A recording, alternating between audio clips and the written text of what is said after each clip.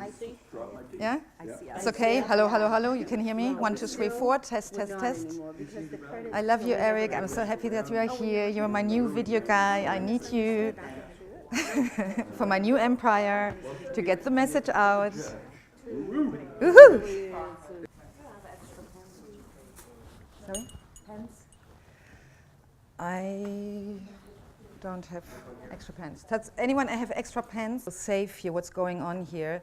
This is Eric, and we work today the first time together. He's my new video guy, helping me with my video marketing. So he is focusing on me. I want you to feel safe. Yeah, if we go into any emotional depths and it becomes very private, this will be cut out. I take deep respect for your privacy. So he and his camera is focusing on me and not when you have your most emotional moment being right in your face. So in order for me to be allowed to do that, I have permission slips he put on each of your places. Please sign them and just put them in the middle of the table so that I'm legally allowed to do that. It is for my marketing, and because I work the first time with Eric, I don't know yet how we will edit and what we all create out of it. So it's an experiment for me. And it's also a premiere because it's the first time that I let myself videotape a whole workshop. Jean, come in, come in. Let's, ladies, can you integrate her? Just turn one. We have, let's, one more, rubber bands. I put a few in the middle if you lose them. Is this the title? Yes, that's the title page.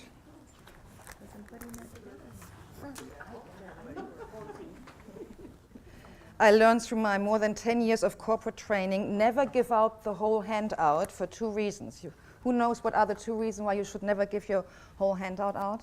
Oh, because we'll read ahead. You read ahead, what else? You won't focus on what's happening in the moment? Well, and I might change completely what I'm going to do with you. But if you have the handout, and there are these clients, they say on page 16, you said you're going to do that, but maybe I never come to page 16. So in order for you to have the power and freedom to do what's in the moment, the right thing to do with any group, I just give you the tip, never give them everything. Come on, you have to be integrated in one of these tables. So, can we start officially? Okay. Welcome. Welcome. Welcome. Good afternoon. Thank you. I'm Sylvia Becker-Hill, and I know most of you, yes? She needs a video release. I'm looking at administrative Yeah. things. I brought 15. Okay, then, Anybody not fill theirs out yet? I'll go get a copy. If I just give her one and she can make. yeah. Oh, she needs a blank one. She needs a I'll blind, give her this and then she can create her own and she can just copy what you Okay. said. okay. Piece of It's a plain paper. piece of Yes, paper. we have Should I just claimed. put my name and something right after that? I don't know how the legalities You can around just, that. yeah, copy it. Okay. Totally good. Okay, lessons learned. I have to make much more, even though I had already made more than signed up, but because there were so many last-minute sign-ups, which is great. And I want to acknowledge all of those of you who signed up in the last 24 hours. Wow, look at this, you see? Yeah, the official sales on my sales page was ending on Friday, and someone emailed me. I tried to sign up, and the sales was ending, so I reopened it. So another lessons learned, last minute is always happening. So there are wonderful people here in the room, and I want to acknowledge all of you because they're special people. So I know there's one guy in the room here in this group who never ever even met me, and just because he got a kick from Elizabeth, he came trusting her voice. So Ellen, Ellen, still, you have courage. Yeah, we heard today the workshop, we have to be willing to fail in order to succeed. He invested into a workshop with someone he never met, he never heard anything about. Ellen, I acknowledge you for that, because this is what we have to do, to invest sometimes in the unknown. And you did, and you trusted Elizabeth's word, which is a lovely compliment for her too. And I also want to acknowledge Elizabeth, because it's an honor for me that she's here today. Elizabeth Fried, she is the president of the San Diego Professional Coaches Alliances, and she is here not because she needs to learn something about pricing, because she is a very successful, if I'm allowed to say that, multiple 6-figure coach. She's here because I asked her. Because I'm a new member, I'm new in California, And I asked for her support, and that it would mean a lot for me if my new president would come to my first workshop. So she's here for support. Thank you for doing that, because I know how precious your time is. Thank you. And there is someone from the ICF Orange County chapter. I think you had the longest way to drive, right? Raise your hand. Say your name loud. So please welcome her. She is like the ambassador for the ICF Orange County, because I want to create a bridge between us, the San Diego coaches, and the ICF in the Orange County, that we start swapping, because we have different focus, we have different learning opportunities and networking. So thank you for coming. You are in the board of the ICF Orange County. So, Ms. President, board, please, at the networking break, create the bridge. So thank you so much all for being here, because you are not only here for yourself, because our whole industry is suffering from undercharging and undervaluing. And what you will learn here today will, yes, it will help your business, but it will help the reputation of our industry. Because you know that in our culture, what nothing costs is nothing. There's a thinking in our culture about value. And coaching, in my perception, is one of the most precious service industries here on this planet. And as long as we undercharge it and undervalue it ourselves, we can't turn that impression that in the culture, in the public eye, is fitting to that. So you are here for your own business, but also to raise the reputation of our industry. So thank you for doing that. And I'm not American, so I don't like to tell a lot of stories, especially not about myself.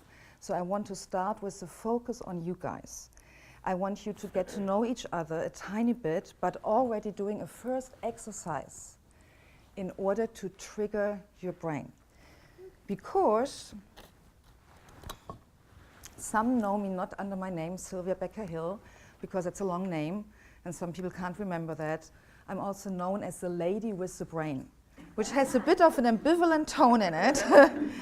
Yeah, but I don't take it personal. So everything I'm going to do with you comes from a background that my goal is to help you to rewire your brain around pricing.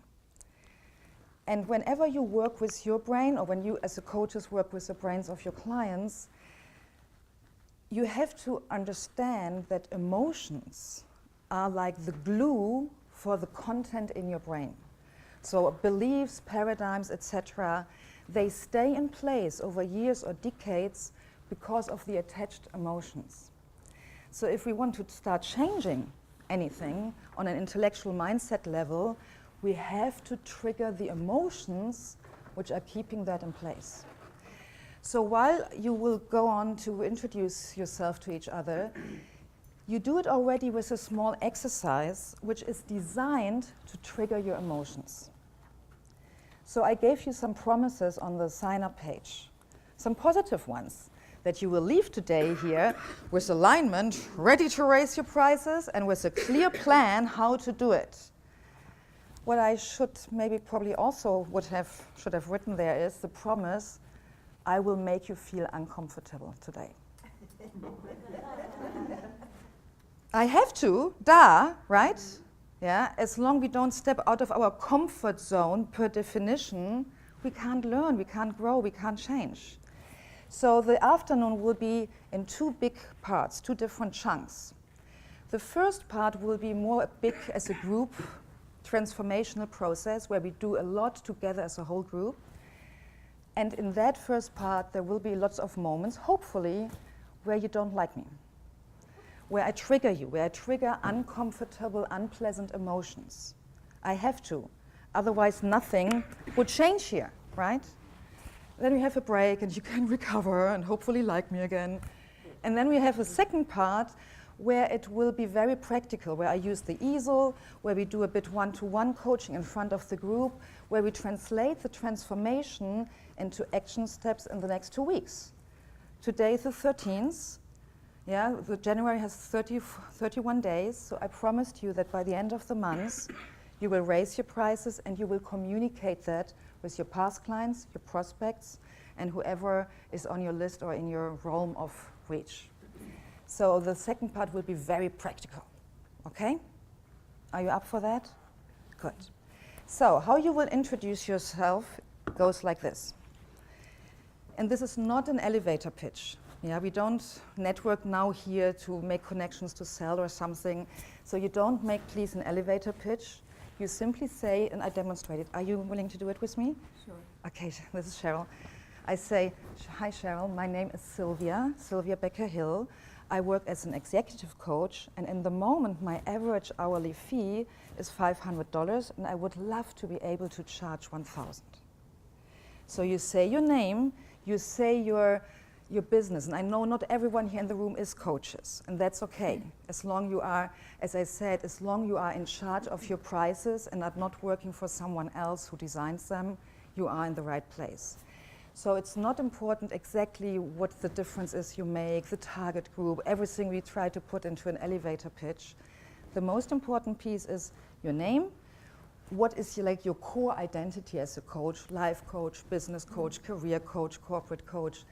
And then comes now the moment of honesty, and that's important to trigger your emotions. Be honest. What is the average hourly fee you charge in the moment?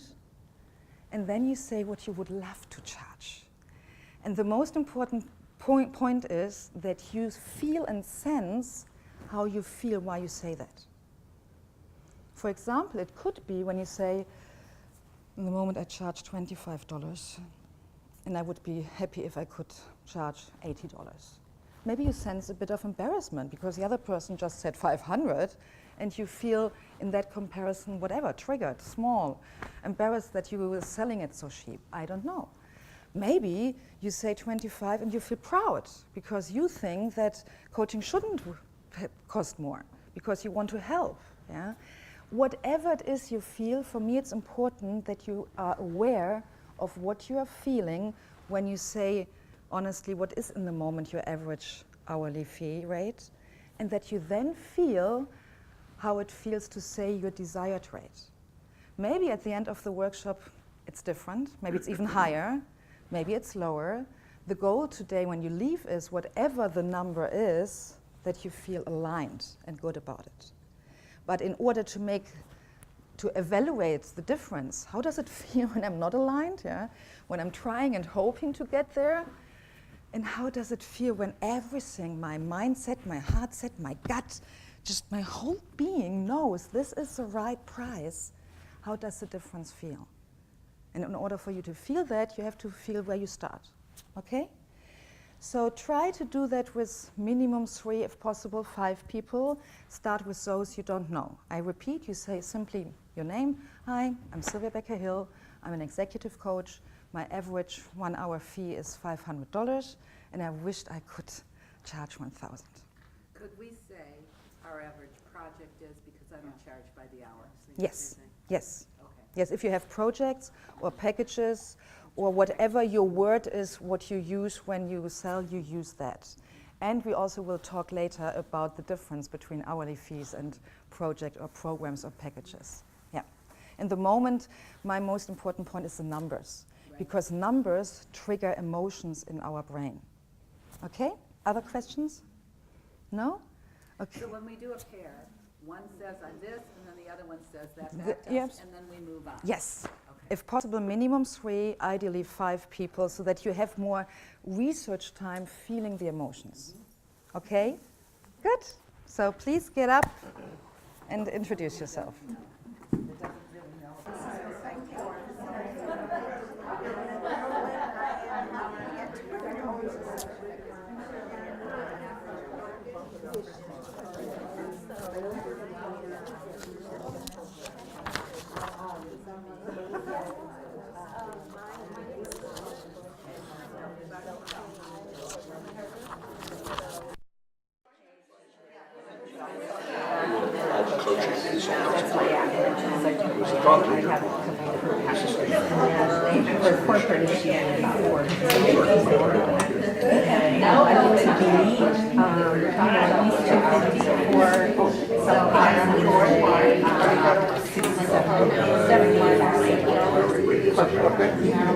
Yes. here. Claudia, it's nice to meet you. My name is Jenna Biggers, and I am an health and wellness and lifestyle coach.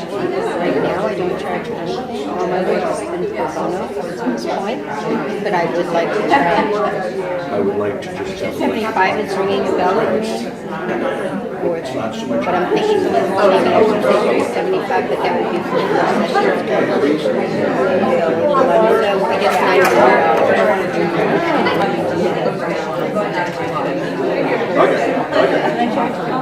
Hey! I can give you sign up.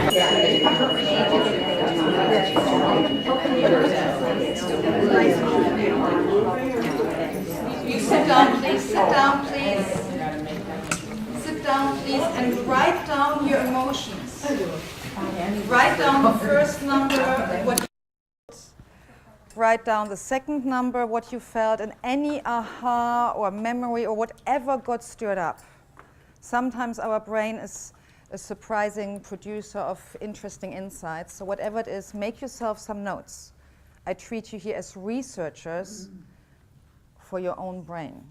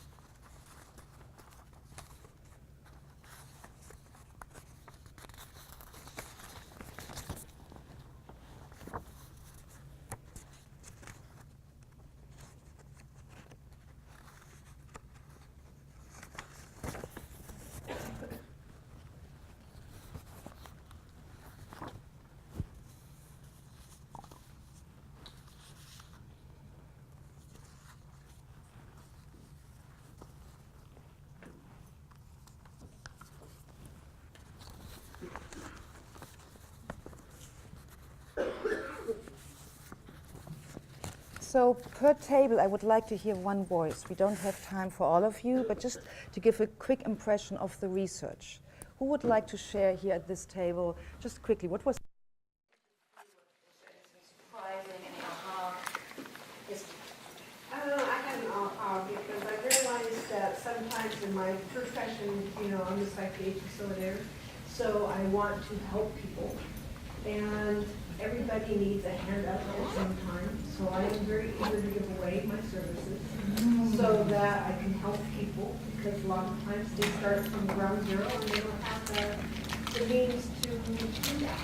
Who knows that feeling, that you want to help, and by wanting to help, you give sometimes something away for free or lower than you maybe should?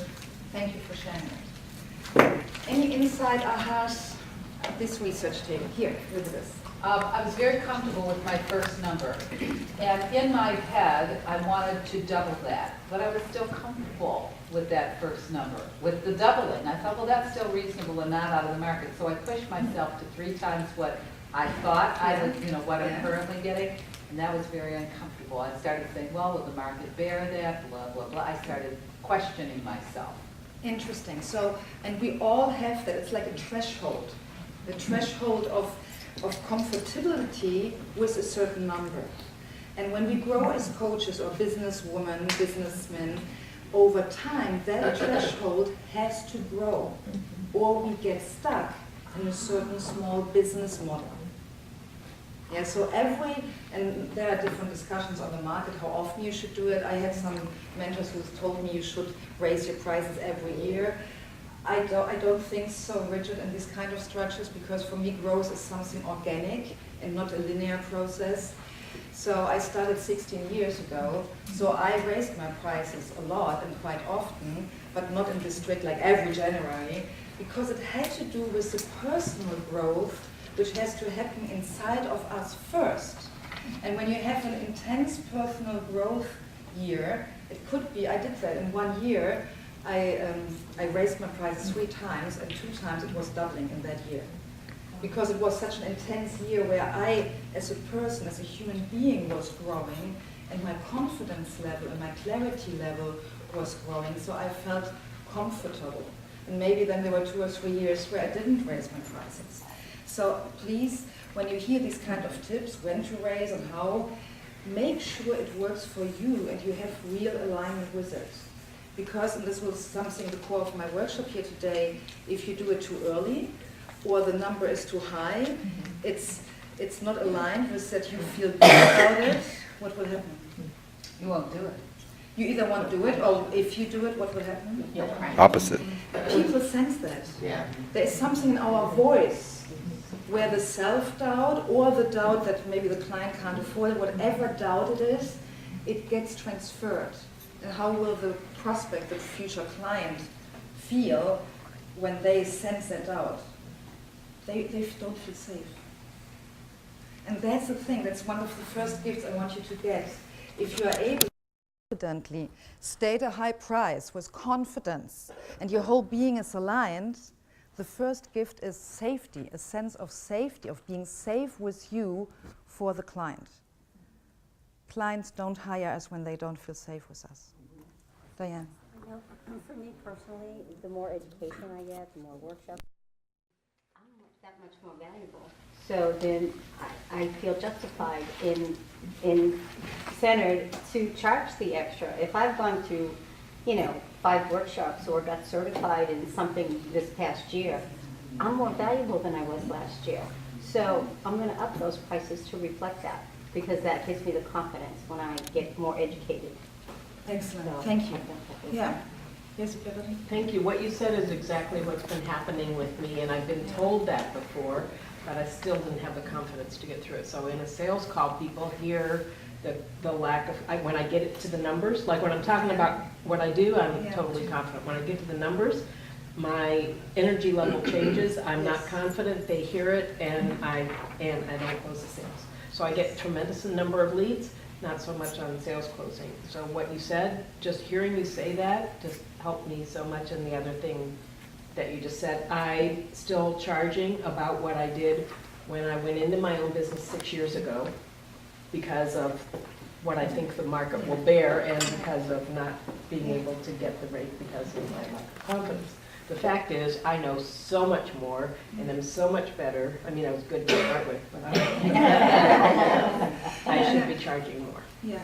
So throughout the afternoon, we will do a little exercise like this so that you start to get a sense of value and how the sense of value is connected with certain numbers. Because for me, in my paradigm, I think there is no right price for every coach, for every fee. No, there isn't. And there are way too many books and trainings out there who try to create this one fits, how does it word, size fits all kind of approach of pricing. That doesn't work. Yeah, it has to be aligned and authentic, and we will discuss that from different aspects. Just a mini story. I had a so-called discovery session with a top marketer back in Michigan. She's back in Michigan. I had that over the phone 3-4 weeks ago. I really admire her. This woman is huge. She is multiple 7 figures. She is famous. I met her. She's good in what she does. She made a sales conversation, discovery session with me, where I could sense physically the break of contact between her and me, and where it turned into a just sales pitch.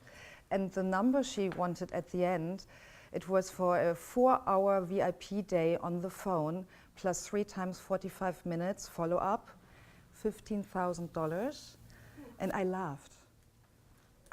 For me, there was just a gap. You understand what I mean with gap? Between who she was for me in that call, bombarding me with sales argumentations and not listening for where I was, that I just authentically burst into laughter. It was like, what? Yeah. I didn't say, are you crazy? But I thought it. And so we have to be very careful. I know there are people who charge also $15,000 for the same amount of time, and they get it. So why is it that some people can sell this high and some not? And it's all about the alignment in us, but also in what we offer with the client. Every puzzle piece needs to be in alignment together, or it doesn't work. Yes. Bev talked about when she would tell people what she did and so on and so forth, and then she'd get to the amount and she'd feel discomfort. One of the strategies I do is right out of the box. I say, what are you looking for? And they tell me what they're looking for, and I say, well, I'm going to tell you, a typical coaching engagement with me costs this.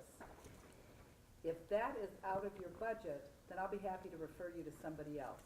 If you want to talk further, I'll be happy to discuss it with you, but I need to come up front with you so you know and are aware of what my fees are based on what I'm going to offer you. Because I don't have time to spend a half an hour on the phone with somebody who can't afford me. And I have no problem saying that because I don't want that business that is the small business. And Elizabeth, this is now my understanding, and interrupt me if that is wrong. For me, you come from a paradigm of empowered freedom, Right. which means you are free to say no to a client. A lot of coaches haven't reached that level of freedom yet. I said Yeah. that even when I didn't have money. That's what empowered me. It sends a message that Yes. you're not just taking every piece of business down the line. Yeah. When I was charging, $150 Yeah. an hour. Yeah, So, and that's what I mean with freedom. I mean it internal freedom, and Okay. not so much the financial freedom on the bank accounts. okay. Yeah, but again, that has to do with your inner alignment. A few months I know you. You are amazingly aligned, and this comes across when you enter a room. Yeah, and that comes across with your confidence level. So this is what I mean with freedom. Freedom is never depending on external factors. Yeah. I was so often, just in debts in my business and still had that freedom. So it's not about the numbers in your bank accounts, ladies and gentlemen. The numbers in your bank accounts are important. But who you are in that moment, facing maybe debts, facing a huge bill, facing whatever in your number situation on your bank accounts, who you are speaks louder than your words, and it's more important. And you just have reached a level of empowered freedom. It's a phrase I coined, which I'm here to help others to Which I get think that is too. so important, and I'm so Yeah. glad you're doing it. Okay, I gave you a pile of paper. Please grab each one of you one. It could be that we are lacking one. Somehow we made extra copies, but I start to have a bit of confusion here on my table. I apologize. If there's a table where there's one lacking, please share it, and the person who lacks one gets one later from me. So, All right, I'll share with Susan. Oh, thanks. Oh, great. Thank you. I got one. So what these 3 slides shall trigger on the table, this is now, you have around 5 minutes so that each of you can say something in your groups on the table. I want you to have a discussion on these questions on these slides. It's just a discussion, what determines the level of my prices? What is it? Is it something external? Is it something internal? Is it what Diane said, the number of my credentials? Is it how good I am? Is it the budget the client has? I want you to start discussing that so that you get a sense, and now this is the important key piece, I want you to listen to what is coming out of your mouth. Because the answers coming out of your mouth to these questions and these discussions are hinting to your paradigm. Who of you, you're all coaches, who of you doesn't know what a paradigm is? Everyone? Okay. So who knows what a paradigm is? Who is willing to explain what is a paradigm? So that we all are on the same table. A paradigm is a model that has principles associated with it, but also restricts you from seeing things outside the standard way of doing things. That's the best way I can describe it. Beautiful, yeah. I translated it's a thinking box. Yeah. A paradigm is the summary of your beliefs, which create a box out of which and in which you are acting. And sometimes, if you want a solution to a problem, it's not possible in that paradigm, in that old box of thinking. You have to get out of that thinking box. But the stupid thing is about these thinking boxes, these paradigms, they are transparent for us. It's like the water the fish swims in. Ask a fish about the water. He is so every time in it, he can't talk much about it. And that's the same with our paradigms. So when you discuss this now, I hope that by listening to yourself, you become a bit aware of your paradigm. And paradigms, to make that very clear, it's not negative. A paradigm is nothing negative. Without paradigms, we human beings on this planet wouldn't function. Because our brain is committed to our survival, just a little brain lesson, and one of the ways he does that to ensure our survival is reducing complexity. And a paradigm is a result of an immense mental process of the brain reducing complexity. For example, I'll give a very simple example. I have a paradigm about what a room is and what are the pieces of a room and how I can enter and get out of the room.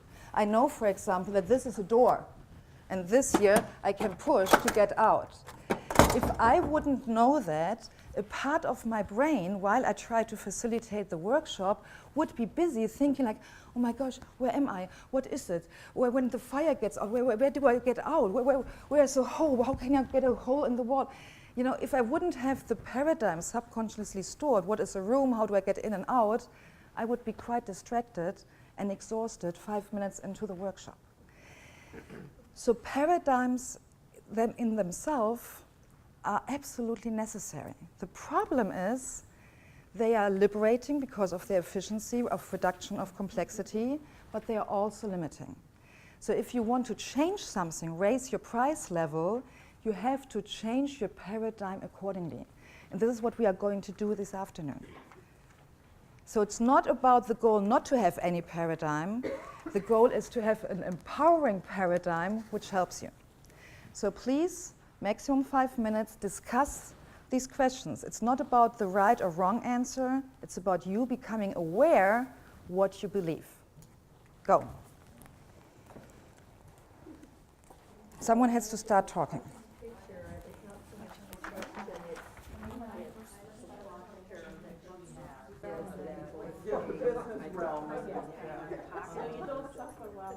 I can charge what you think is appropriate, but I have a tendency to give them a shorter package.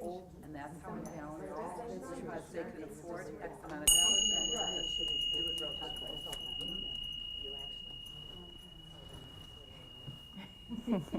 Sorry to interrupt you. I know, just that discussion, we could go on and on and on, but I have some promises here to fulfill. So sorry to interrupt you. The debriefing of that conversation we do with another exercise. I put in the middle of the table a few more handouts. If they are not enough, just take a blank piece of paper, because what we are doing now is very fun. And you, please, you are not allowed to be attached to your handout, to this piece of paper. You see a piece, is there one too much, please? Yep. Who's lacking one? Yep. Here. Who else? Yep. This is the top, the title page, it's something else. Everyone has one? Perfect. Then we have exactly the right amount of copies. Okay. So, my thesis out of my research, and maybe a tiny bit of background why I feel competent to do this workshop with you guys. Independent from my own story of being in denial regarding the business aspects of my business, I started my business officially 16 years ago. And I was very lucky. I was really one of the very first coaches in Germany. I was a pioneer. I was passionate. I was very good in what I did. And I had no competition. It was new. It was very easy at the beginning. And I had no attention whatsoever on the business aspects of my business because it was easy, because I was successful.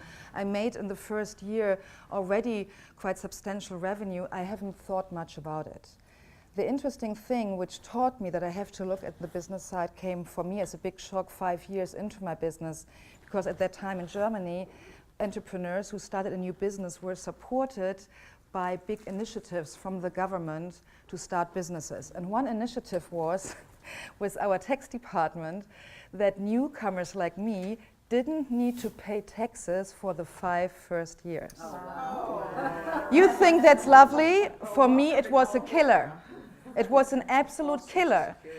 Exactly, false sense of security. I never learned how to run a business, did no bookkeeping whatsoever. I made, because I was so good and lucky and in my pioneering energy, a ton of money. I spent it all. I didn't save anything because the word saving was not sexy at that time for me. I was young, I was a rebel, I just lived a great life. And after 5 years, the tax department, the German one, came to me wanting the taxes for all the 5 previous years at once. Oh, so it wasn't 5-year free. It No. was just postponed. Deferred. Ouch! That's a big Ouch, that's a big one. Yeah. From one day to the other, suddenly I was in huge debts, huge. And thanks God, it was a wake-up call because it made me aware, and this is what I tell every coach now, it's not enough to be a great coach, period. It's not enough. We have to become great business people as well. And I went through my hard, painful exercise and story myself. So coming here around 7-8 years ago to the United States was another big wake-up call. Because in Germany we are a socialistic democracy. Capitalism is this nasty, unholy, ugly thing coming from the United States, and we Germans, we are not capitalistic. No, we don't do anything for profit. No, we are holy. We do it out of heart and service. Coming here, I realized, oh my gosh, business is really something to be passionate about. It's something exciting. Making money is something positive. Seriously, I had no clue. I realized for 10 years in Germany, I had a hobby called coaching.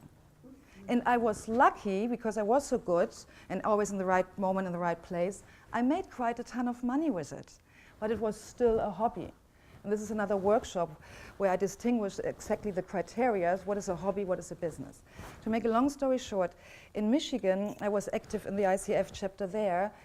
A few years ago, when I, after talking to a lot of coaches there, realized that most coaches like me avoid the business aspects, I started a 1-year, at the time we were called PCAM, Professional Coach Association Michigan, a PCAM money mastermind for a whole year. And I designed it pretty smart with 6-7 coaches who were on different revenue levels. Like the lowest one was hardly scraping by, like $5,000 to $10,000 a year revenue over different stages. And we had one guy who was in the mid-higher 6 figures. And we met once a month. And I facilitated that research into our mindsets because I wanted to understand why is it? Because the coaches I chose, from a coaching perspective, they were all good. Nearly all of them were certified ICF coaches. Why is it that one was scraping by and the other one made over $500,000 revenue? And out of that research and a ton of other things is coming what I'm doing here with you. So when I say my thesis, my hypothesis, or my assumption is, it comes from this background of my personal, individual, transformational story, because now I love being a businesswoman and a great coach, and now I am stable in the 6 figures. That's my personal story. And I've talked to hundreds of coaches and done really research with coaches, and I read all the books under the sun about the brain and money and history, etc., etc. So, from that background of expertise, my thesis you see on this piece of paper is what shows up in your pricing habits are your subconscious beliefs about the 6 categories you see printed on that brain. And what we do now as a debriefing from your discussion is the following, and that is really fun, but you have to stay concentrated. The way I do it is deliberately designed to get past the sensor in your brain. You know what the sensor in your brain is? This voice which is constantly analyzing everything and criticizing and complaining and more. In order to get past that sensor, we have to be very fast.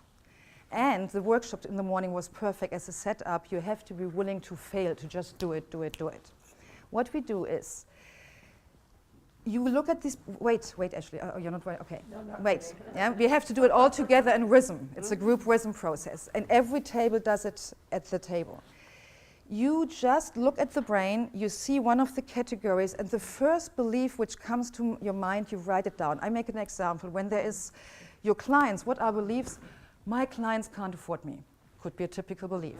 Or you look at your products, my products are not ready yet, is maybe your belief. Or you look at the economy, oh my gosh, we just come out of the recession, no one has money. Whatever it is, your eyes are going to one of the categories. You write down quickly your belief, but still in a way that others can read it. And then, highly important, you pass your piece of paper to the person left of you. So in the circle, like the clock is running, your piece of paper is running around the table. And we do it 2 rounds. So that your piece of paper goes 2 times around the whole table. And every time you get a new piece of paper, it's not important which one it is. So don't be emotionally attached to your piece of paper. Don't write your name on it. It's not important. Important is that you are fast and just let it flow. What are your beliefs? And get them out of your brain. Do you understand? Okay. And it's good if you as a group look a bit towards each other, that you start to come into some kind of table group rhythm. Okay? What I'm unclear about is we write one thing down and then pass Yes, it down? yes. And then find something else? Yes. Oh, so we don't do all of them? We don't No, do all just of them. one. Oh, You just get, one. you see your piece of paper, one belief, and to the next. Yeah, and then maybe your eyes fall to another category. It could be that your eyes are getting stuck on always the same category.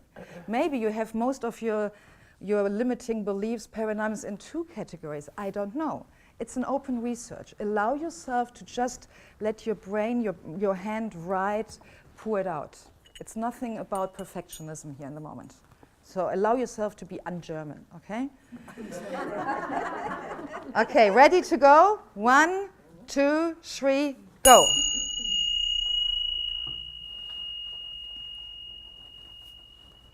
Belief, is it under the same? No, whatever category? wherever No, your different one. wherever your eyes are falling down. I mean,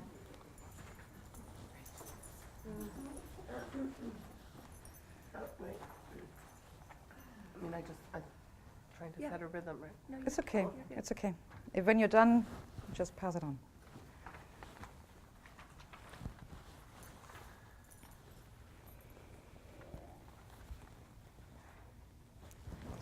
Stay in the clock.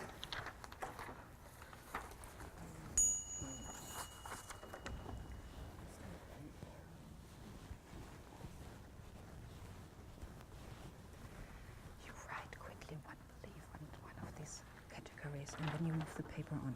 Okay. Yeah, you take just yes, a belief to one of these categories, and then you move the paper on. Okay. What comes up spontaneously? Don't overthink it. Just one, and then you pass the paper on.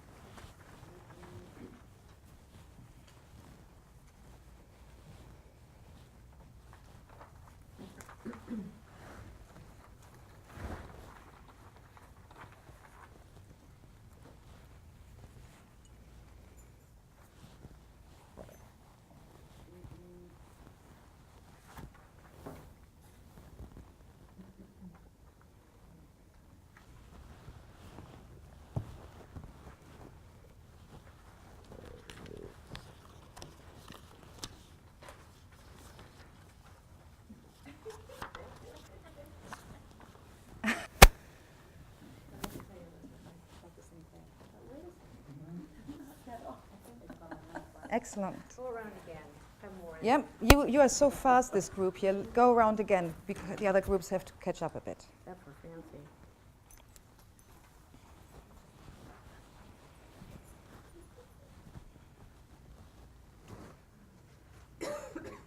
Just make sure you have a slide in front of you, but stop the moving. Stop the moving, please, and read. If you can read the handwriting, just read some of the beliefs, because sometimes another person is thinking your belief you are not aware of. That's the reason why I do it this way. Make sure everyone has to have a paper. There were enough. I had one, but mine was blank because I went to the restroom. Yeah, but didn't you let it run around? Yeah, but I just started the ones that were already started. Yeah, but that doesn't matter. Oh, I have one, but it's just. Blank, okay. So why don't you just 2 of you share? Yeah, and copy some, that you have some for at home too. Yeah. So please circle those which you feel there's emotional charge. What is emotional charge? Emotional charge means you read it and you have an emotional trigger response. It can be a positive response like, yeah, yes, exactly, I believe that, or like, oops, oh, shoot, that hurts. Oh my gosh, really, I think that? So whatever your emotional reaction, circle those which have the highest charge, are the strongest triggers. Because high likely they are those who are playing out in your pricing habits. And it's so important that we own those.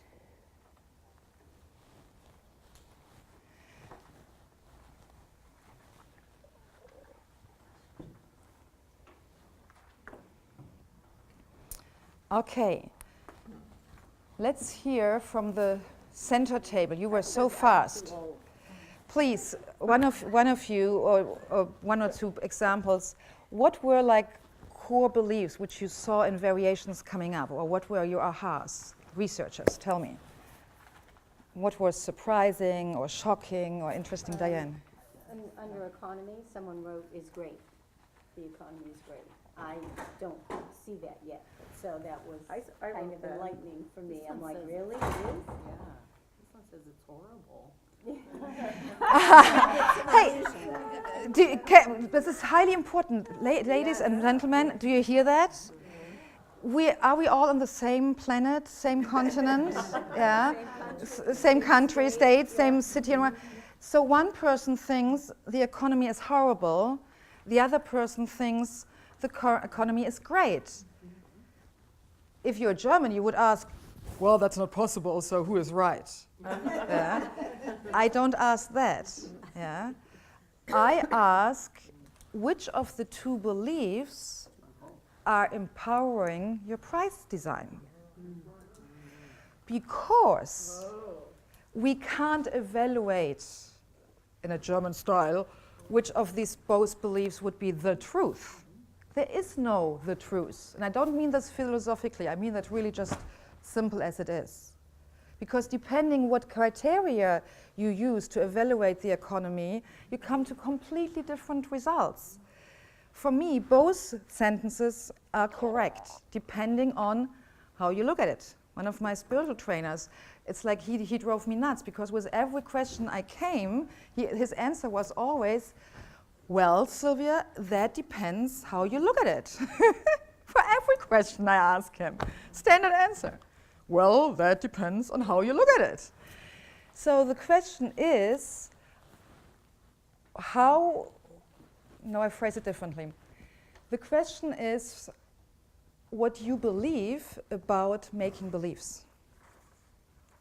Do you believe your beliefs are the true recognition of an external reality? Do you believe the external economy tells you how it is? Or, other way, do you believe I create my own beliefs? The economy is how it is, and probably I have no clue. And it's my brain who comes up with a projection, with a belief, how it is. Look at the malls. Yeah. In the first way of believing, you are not owning your beliefs. In the first way, you are victimized by your own beliefs, believing your beliefs are the reality, the truth, being dictated by external circumstances, which a lot of people, not to say most people, including my parents, for example, believe. Most people believe that. They believe their beliefs are the truth, being the result of observation of external factual reality, which latest since quantum physics we know it's not possible for human beings. We can't evaluate the external reality and come to a factual evaluation. All beliefs, if we believe that or not, are created in our brain out of our own assumptions, interpretations, backgrounds, conditionings, etc. So again, it's not about the question which belief is right. Is the economy great? Is the economy horrible? It's about which one you choose to take on as part of your paradigm for your price design. Diane, you had your hand up? Two things. I think influences, like the news and things like that, if we're talking about the economy, influence your beliefs, good, bad, or indifferent. But then you also have, I have to use this, sorry, Mom. My mom was a firm reader of the Inquirer, Yeah. the Star magazine, Yeah. and as long as it was in print, it was the truth. In her mind, that Sure. was her belief. Yes. It Yes. was the truth. And I Yes. said, really? Yes. First of all, you buy Yeah. them. Second of all, you read them. And because they were in print, she said that's the truth. Yeah, well, depending which news channel you choose, if it's Fox or CNN, you can hear about the same incident in the world, and it sounds like two different ones. Your choice of which news you listen has an impact on your paradigm of beliefs, etc. So I trust that you all get this point. So let's hear from this table. What were one or two beliefs which jumped out, or any other ahas? We already had from Elizabeth. I don't know if you maybe haven't heard it. Can I quote you, Elizabeth, or summarize? Elizabeth had just the aha to see, oh, at the beginning I had mainly negative beliefs, but I have also some positive, encouraging, empowering ones. Yeah, was it Well, you know, and I was thinking about that, how did you present this exercise? Yeah. You didn't really tell us to put down limiting No. beliefs. And yet we come to this thing saying we start out with a paradigm, and a paradigm contains us, and so therefore maybe limits us. But you didn't say whether that was positive or negative, but we automatically started out thinking, what are our negative limiting beliefs? I tried. But I think the reason, and Yeah. where I went, because I did both, but it's because this workshop is about getting behind these subconscious beliefs that prevent you from charging the rates you choose to rate. Because if you already believed in and had a positive belief about your rates, you'd be charging them, and you wouldn't be in this workshop. So in some ways, what shows up in your pricing habits are your subconscious beliefs. So it's about, if I'm not at the rate I want to be, it's about a belief I'm holding. So that's where I think it goes to. So what's holding me back rather than what's forwarding me to that? Well, and the key little syllable on that sheet is the word sub, So, Yeah. yeah. subconscious. Because consciously, we think very often something different than subconsciously. To demonstrate that, who of you honestly wants to make more money? And now you will stop liking me, because what I'm going to say is, This is the time you to get are all started. lying. Yeah. You are all lying. How dare you say that? Because if you truly wanted to make more money, you would already be doing it. That's the thing. Consciously, you want to make more money. But your wonderful friend, your brain, committed to your survival with the ego part in these lower areas here in the back of our head, is protecting you from whatever. Pain, fear. We learned today in the morning the biggest two fears is losing safety or looking bad. Whatever it is from your past upbringing, your subconscious mind says no. I don't want to make more money. What will happen if I do? Will I still be the daughter of my parents if I make more money than them? Will my husband, now I'm a bit German naughty, will still be able to perform in bed if I make more money than he does? You have no idea. Seriously, you laugh, but in most marriages this happens. When the wife makes more money as her husband, I don't know the exact numbers, but it's scarily over 70% of men stop performing in bed, because it's against their archetypal role and the responsibility to be the bread giver. No wonder I can't find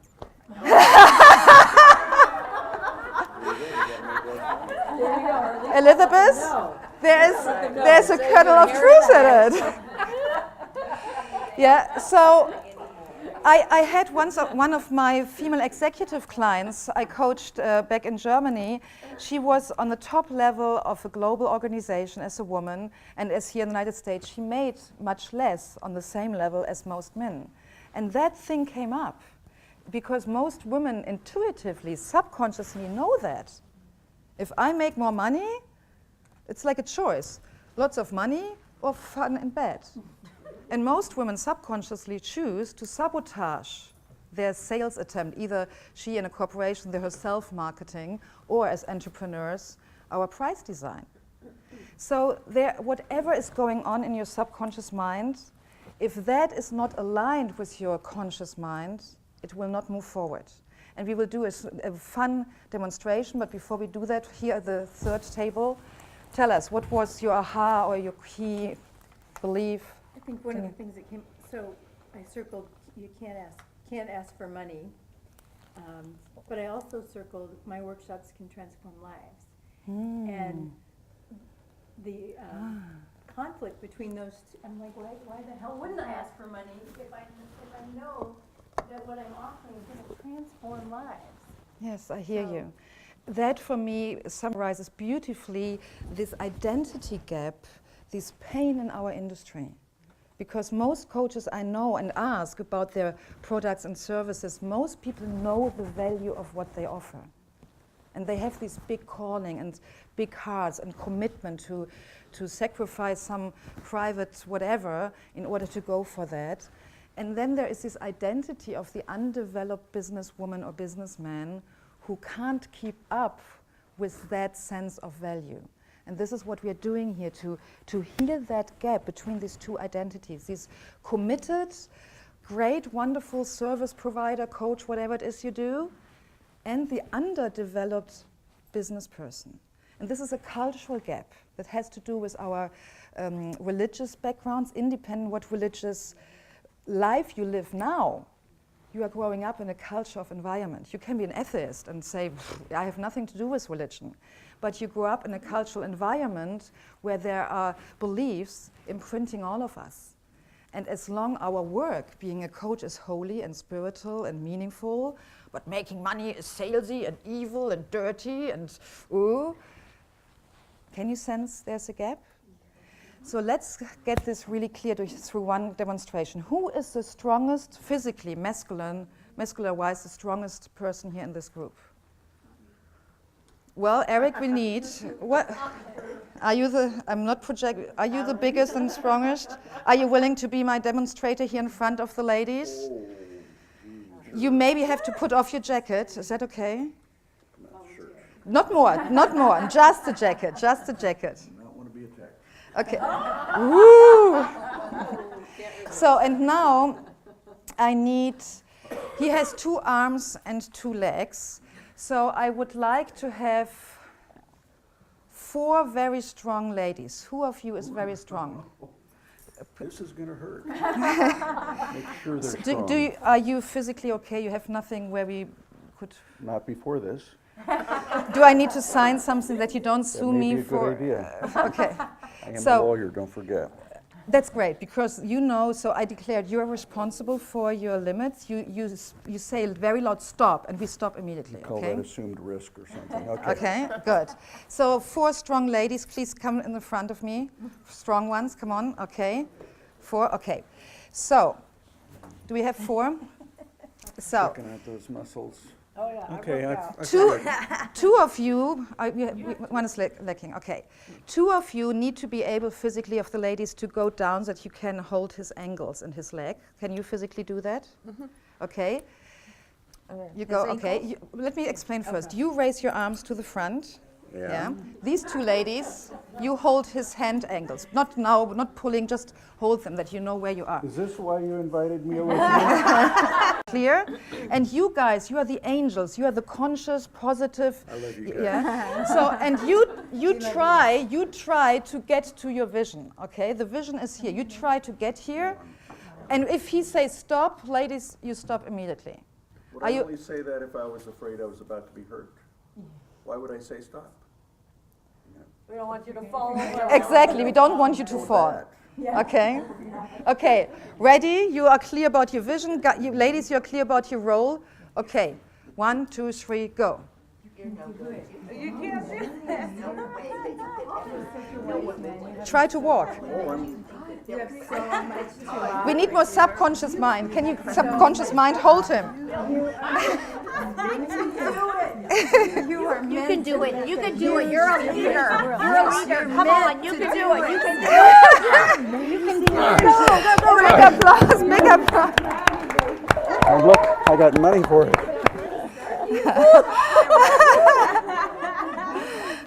You pulling me. I was like, woo, sliding. Thank you. Please, a big applause for all the subconscious mind and conscious ladies, and which will not want that. Same thing.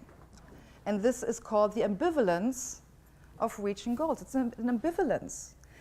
And the difficult thing about that ambivalence is that one part of it, most of the time, is subconscious. If you ask someone, as I said, I asked you all, do you want to make more money? You all said, yes, sure. That was the conscious part. Most people are not aware of the ambivalence because one side of the ambivalence is subconscious. And it's very simple. If you consciously want something and you don't reach it in, let's say, in a realistic short amount of time, I mean, some things like, getting pregnant and giving birth, they are 9 months, yeah? It's not that you say, okay, I have a baby and blop, it comes out of you, yeah? So there are some nature laws of time you have to consider. But if you want something and it's not coming in this natural time you have to consider for that thing to happen, you are ambivalent about it. Very simple. Because the way the universe, God, nature has created us and our brain, we are beyond imagination, powerful and creative. We are amazing beings. If we are aligned with the conscious mind and the subconscious mind and want something, we are unstoppable.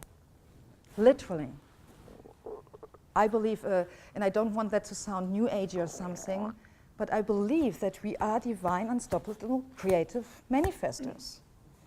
So if the results are not coming, that is a red flag, that is a hint, that is an information.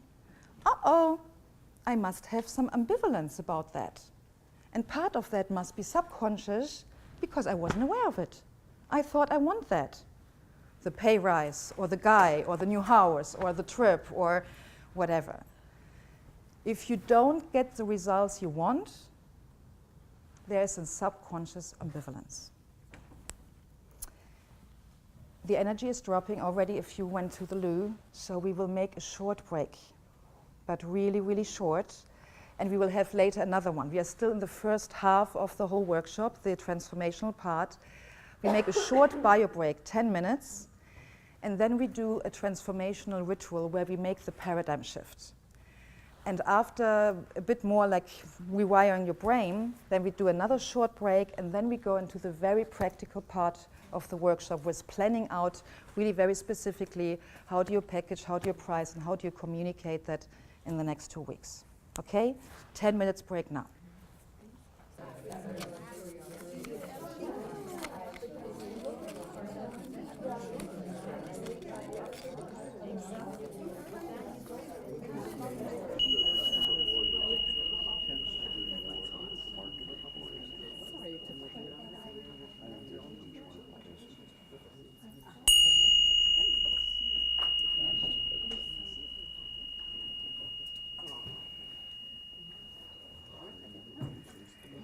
Is she in the restroom? Do you know that? Cell phone, yeah. Cell phone. Okay, good. I acknowledge you all. You didn't run away. Ellen, you're good. All your limbs are still. Those 4 women were going to grab me and threaten me.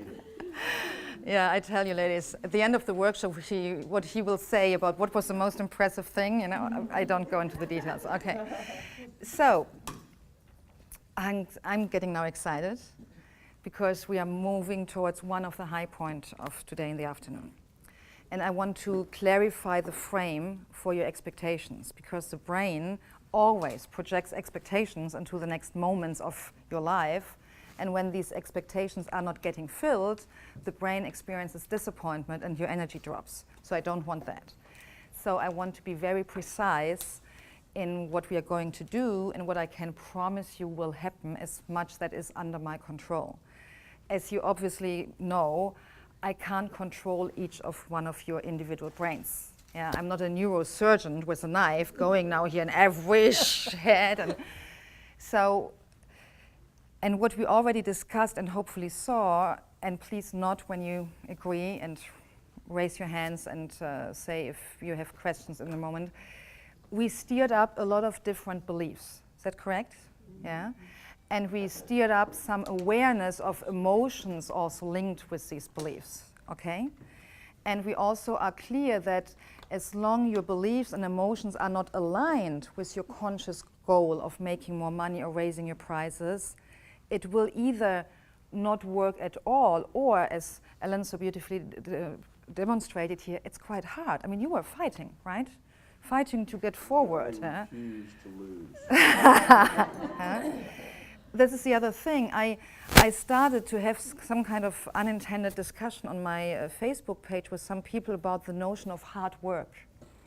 There is something here, especially in the Californian culture, where hard work is somehow out of fashion. Yeah?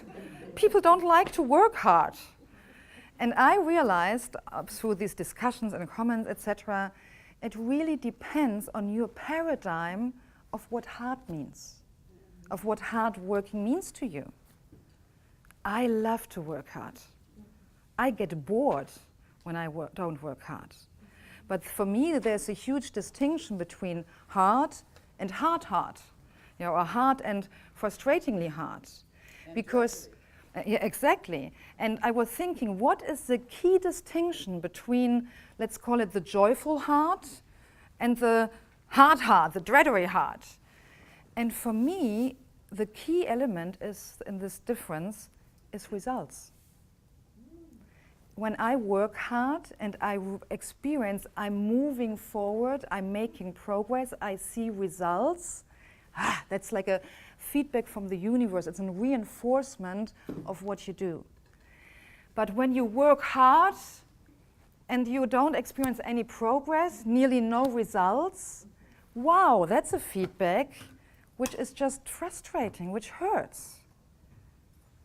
So I think this whole discussion, or all these books here, when I created here my collection of material, I found in my archive this funny postcard. I thought there probably will be intuitively a moment when I need that. So, who likes that? You're retiring. Palm trees, hammock. Just think, no work, no pressure, no stress. That sounds so boring. Exactly, that's my point. But there's a whole industry out there. There's one of the biggest bestsellers 3-4 years ago, The 4-Hour Workweek. On the title of page, on the cover of that bestseller, New York Times bestseller, huge, the guy made millions through that book, was nearly exactly that picture, palm tree in a hammock. Boring. Well, let me just say, not to all people, those people who are very spiritual and they want to go inward and they want to be able to meditate and do that, that's a lifestyle for them. Yeah, but that book was not about that. Right, Yeah. yeah. So, Yeah. in addition, those who unfortunately are in careers that they are not satisfied in, they're not living their passion, work is Exactly. hard, and they're under a great deal of pressure and stress, and maybe they're having health issues. So for them, that vision of what it will be like when I don't have that, but that's why they need coaching, because they could change their current existence. And the key word for me, what you just said, is the word passion, which would be another distinction between joyful hard work and hard work. Is it hard work with passion, where you follow your values and your passion, or is it hard work just to make a living and you don't enjoy it? Yeah. So there are certain things which distinguish joyful hard work and frustrating, drudgerous hard work. So, but this whole discussion, when people say, oh, I don't want to work hard, it's not precise and correct. That's my point. It's not that people don't want to work hard. It's that they want to work hard in alignment with their passion and values and seeing results. And if these things are missing, the hard work becomes really painful. Yeah? Rasha? Yeah, so what I wanted to say is, I love the hammock and the palm trees and being by the beach with a drink in my hand. If I'm also sitting there and doing my work at the same time, because it's a result of what I have created. Yes. You know, it is my passion. And what that tells me then is the ease and flow, because I created that. Yes. I made that. So you, That's the yes. lifestyle I want. I create that lifestyle because I enjoy that lifestyle. And I hear you want no pressure and no stress, but the no work, because we coaches, most of us, are aligned with our passions. We want still to work, but it would be lovely to have this vision of working 4 hours and making a lot of money. So it's not about not working or not working hard. It's about having this alignment of passion, values, and getting the results. Yes, my dear. And I think it's also the word work. You know, for some people, that the word itself is a negative connotation. And Yes. for others, because they're aligned with their passion. I mean, Yes. my thought was, I want to coach there. Yes. That's what I want to coach. Yeah. The So, term is called suffer to work. yes. And isn't it interesting that suffering and work are in the same sentence? In if you look at documents from the Labor Department, it's he who's suffering to Yeah. work. Yeah. And I remember. No, suffer. You're the lawyer. You guys are from Labor. No, well, I think the I term have- is more, suffering is allowing to, I suffer you to come forward, I suffer you to work, I allow it. Okay. I hear a whole historic paradigm of how that came up. We have to cut this here because I know we are steering up here a lot, and not everything I can cover what we steer up here in this workshop in the afternoon. But I remember historically this moment for me where after a work with a specific client was ending and I had to write the final invoice, I had so much fun with that person, and this person's growth was so fulfilling. I remembered with some years ago, I felt bad writing an invoice because I thought at that time, my old paradigm, like this German kind of, if you're not sweating blood, you're not working hard enough, yeah? I had so much fun, and my old paradigm said, if you have so much fun, it's not ethical to ask for money. Yeah, it's like, there was a part in me which nearly thought I should pay this person, that this person allowed me to have so much fun and so much fulfillment to help them grow. So I just share that to give you a sense of all these paradigms. We have millions of these paradigms in our head. I can't rewire all of your beliefs and paradigms right now, but don't worry, Ashley, because I did my research and I found, in my perception, this is not the truth, but based on my research and the statistics of all my conversations, I found like the key paradigm for our industry, which keeps coaches to charge too low and keeps them from charging higher. So we are going to explore the key paradigm I'm offering you and the consequences. Then I'm inviting you into a new paradigm, and there will be a moment where you have to make a conscious choice if you want then to follow along with me through a ritual where we embrace the old paradigm we as an industry were coming from the last 20, 25 years, and then switching into a new one, which we will do using a bit our bodies and some embodiment exercise. So it's a very engineered process. Because I was thinking, how do most coaches design their prices? And as a symbol, I brought this dice. Because I think a lot of coaches are a bit like this. Let's see, you know. Okay, $1 for this one, yeah. $1,000 a month, yeah. Let's see for the next client. It's again, oh my gosh, I'm stuck in the paradigm of one, yeah. $1,000 an hour. Well, oh, my $1,000 an hour.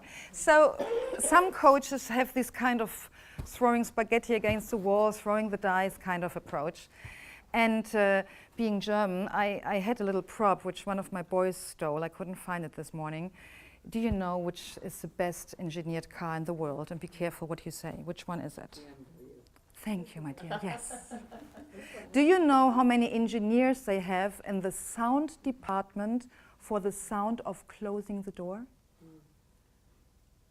38 people are working with each model of a new BMW to get the sound. You know the famous BMW blop when the door closes? That sound is engineered. by 38 sound engineers. I know that because my first German expatriate client in Michigan was a BMW guy. Yeah? Isn't that amazing? Wow. So I thought I have to teach you how to design your prices really like German style BMW engineered. This kind of care for details, because then you have the success like a BMW, okay? So, are you ready to hear the common paradigm, which I think is the one we all are stuck in with variations and on some of your sub-beliefs? Who of you still charges hourly fees? And don't be embarrassed if you do, just raise your hands. This is just one symptom of it. If you don't do that, doesn't mean you are not in it. But there is in our industry historically grown a paradigm, and I call it, this is a service industry. We have to understand coaching is historically very young. I think United States 25 years ago, is that correct, Elizabeth? Approximately, I don't know if it's free, yeah, about. This is very young. I mean, bakers or butchers or shoemakers are thousands of years old industries.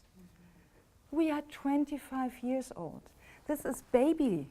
Yeah, we are a baby industry, a little newborn still historically. So whenever you create a new industry, sometimes you create something which hasn't been there before. And I believe coaching is an industry which is a paradigm trailblazer industry, where certain old rules from other industry are not working any longer. But the problem is that most people haven't recognized that. So when there's something new, what do we humans do? We project what we know from other industries onto the new thing. So since hundreds of years, we have service industries. We have waiters, we have hair cutters, we have shoe cleaners, we have dry cleaners. We have a big service industry, which is also thousands of years old. So there are certain rules how to price services. And also in our language, when we talk about coaching, it's a bit unlucky or complicated that we use the word service. Yeah, we say, I offer my services, or we have coaching services. So by even using that word, we link our coaching industry to the service industry. Does that make sense historically? So now comes the problem. And I have to read because I was working so hard on the formulation. In the service industry, money is given in exchange. That's now important. Money. It's always about money exchange. But for what? In the service industry, money is given in exchange to the value which is given to the time and the expertise the coach invests into his coaching services. I repeat that. The money clients give us when we are in the service industry paradigm is given to the value which is perceived the coach brings to the table because of the time the coach invests, let's say 10 hours with you, client, and the expertise, all the credentials, etc., etc. And that is the same with a haircutter. A haircutter who is 10 years in business has won several awards. In Germany, we have even a master title to be, a master certified haircutter, yeah. And as long as the whole session was cutting, hair coloring, washing, blow drying, as long as the session, the hair cutting is, and as more famous and expertise this person has, as more you pay for that haircut, right? Why is coaching, real coaching, not fitting into that service paradigm? Why are we something different, something new? Because it's not dependent on what we bring to the table, it's what the client does with it. Bingo. The thing is, in the classic service industry paradigm, I go to the hair cutter, and what do? You sit there. I sit there and do nothing. Yeah, and I get my hair done, or my pedicure, or my manicure. Or I go to the dry cleaner, I give them here my suit, give them money, but they dry clean my suit, not I. In the service industry paradigm, the service provider is doing the work, the change. Something changed. My hair gets changed, or my shoes get changed, or my suit gets changed. That is a service industry paradigm. If you are offering coaching out of that, which most of us do, you haven't gotten on all levels really what coaching is all about. The clients are working in coaching. The clients change something. If it's deep coaching, they change themselves. And then their careers, results, lives, whatever. That is a completely different industry. Can you see what a big shift that in the head is? It's really brilliant. Very brilliant. Thank you. Coming from you, thank you. And the funny thing is, we should all know that, but no one talks about it. And I am trained because I'm certified by the ICF, and the ICF is very extreme in that paradigm. And I just came off last week from a teleclass about for people who want to become an MCC Master Certified Coach, and the lady there shared the trends of the ICF and the focus on this partnership, that we do even less work than we already did in the last years, and that we pull ourselves out of the equation and not standing in the way of the client, and really just nudging and triggering the hard change work the client has to do becomes more and more focused in order to distinguish us from consultants, trainers, therapists. In Germany, I had to do a lot with big consultant companies. Yeah, Roland Berger, Kienbaum, McKinsey, I know them all. You know how they work? A client calls, I have a problem. Roland Berger, please come. Roland Berger is the biggest German consultant company. So they come in, the client gives them hundreds, thousands of dollars.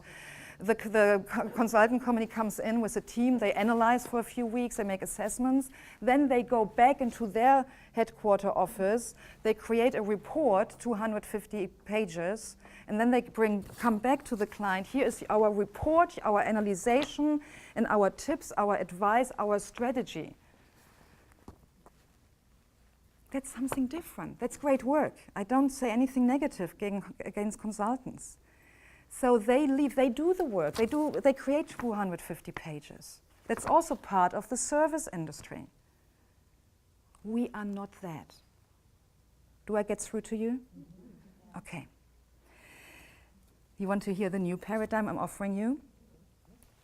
I'm not very creative with that word I'm giving you now, but I think it really makes the difference clear. And you get a handout to that too.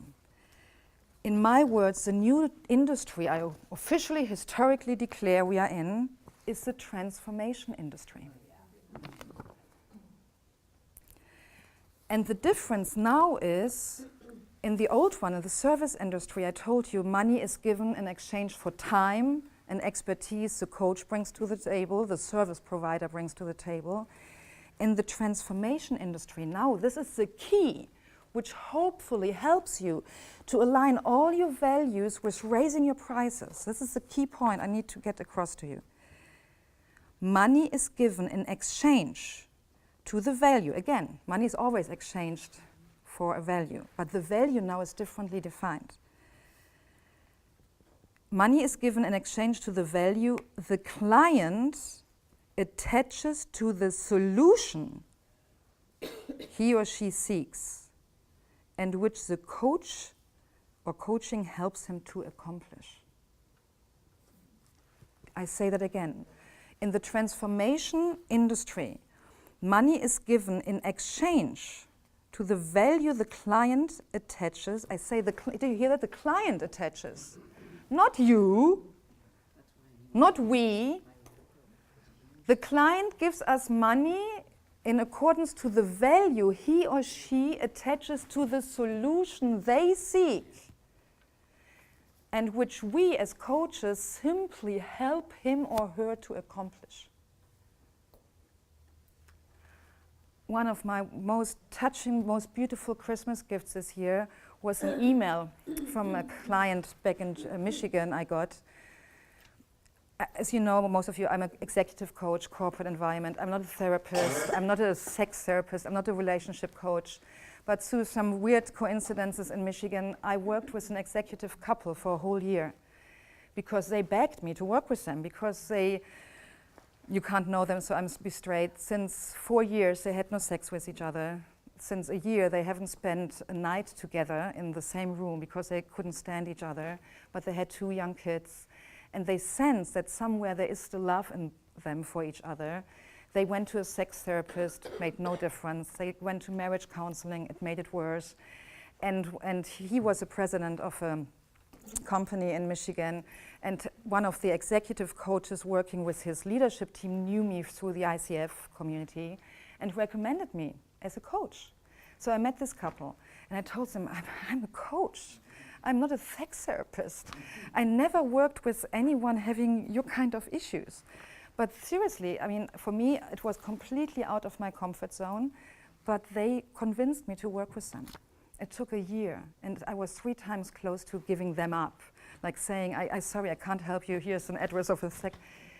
He sent me now an email before Christmas, and I cried so long. They are happily together, to make it short. Yeah, they are happily together. They had the best sex of their marriage, he said. I don't go into details. It's just, I saved a marriage with 2 kids involved. So what is the value of that? What could I have charged for that? Yeah, this is why I share that. This kind of transformation coaching makes possible. Is that $100 an hour? No, for God's sake. That has nothing to do with hourly rates. And it has also not, yes, I have an expertise. Yes, I have credentials. Sure, I can easily, with my confidence, charge more as a newcomer coach who just comes out of a coaching training school. So there are certain aspects of the old service industry paradigm which still play into the design of the prices. But the key thing is that divorce, he a president, 2 kids. Do you know what a divorce costs in the United States? Oh my gosh, yeah? And I charge them less than 5% of that, yeah? So this is why I share that. It's about the solution they seek. If you help someone to get out of a hated career because they have no passion there, they feel like they abuse themselves going in this office every day. And after a half year, they finally have the courage to put in the resignation and start a new life. How much is that worth? $50 an hour? 200? Do you get that? It's about transformation and the value the client gives to that. And my invitation is now for you to follow along. We do that physically, standing, and I will guide you through a ritual where we make the shift consciously, and I want you to be very aware of your emotional reactions and how your body feels. And if there's something not fully aligned yet, just make a note, but don't be too harsh on yourself. I needed a few years to get in full alignment with that. But what I'm giving you today, I think, is the most powerful key. So we start with the service paradigm, and then I will make this invitation that you move into the new paradigm. Because when you come from that, not only your price design, which we will do very specifically, practically on the easel after the break, will change. Can you sense that every sales conversation from tomorrow on will be different?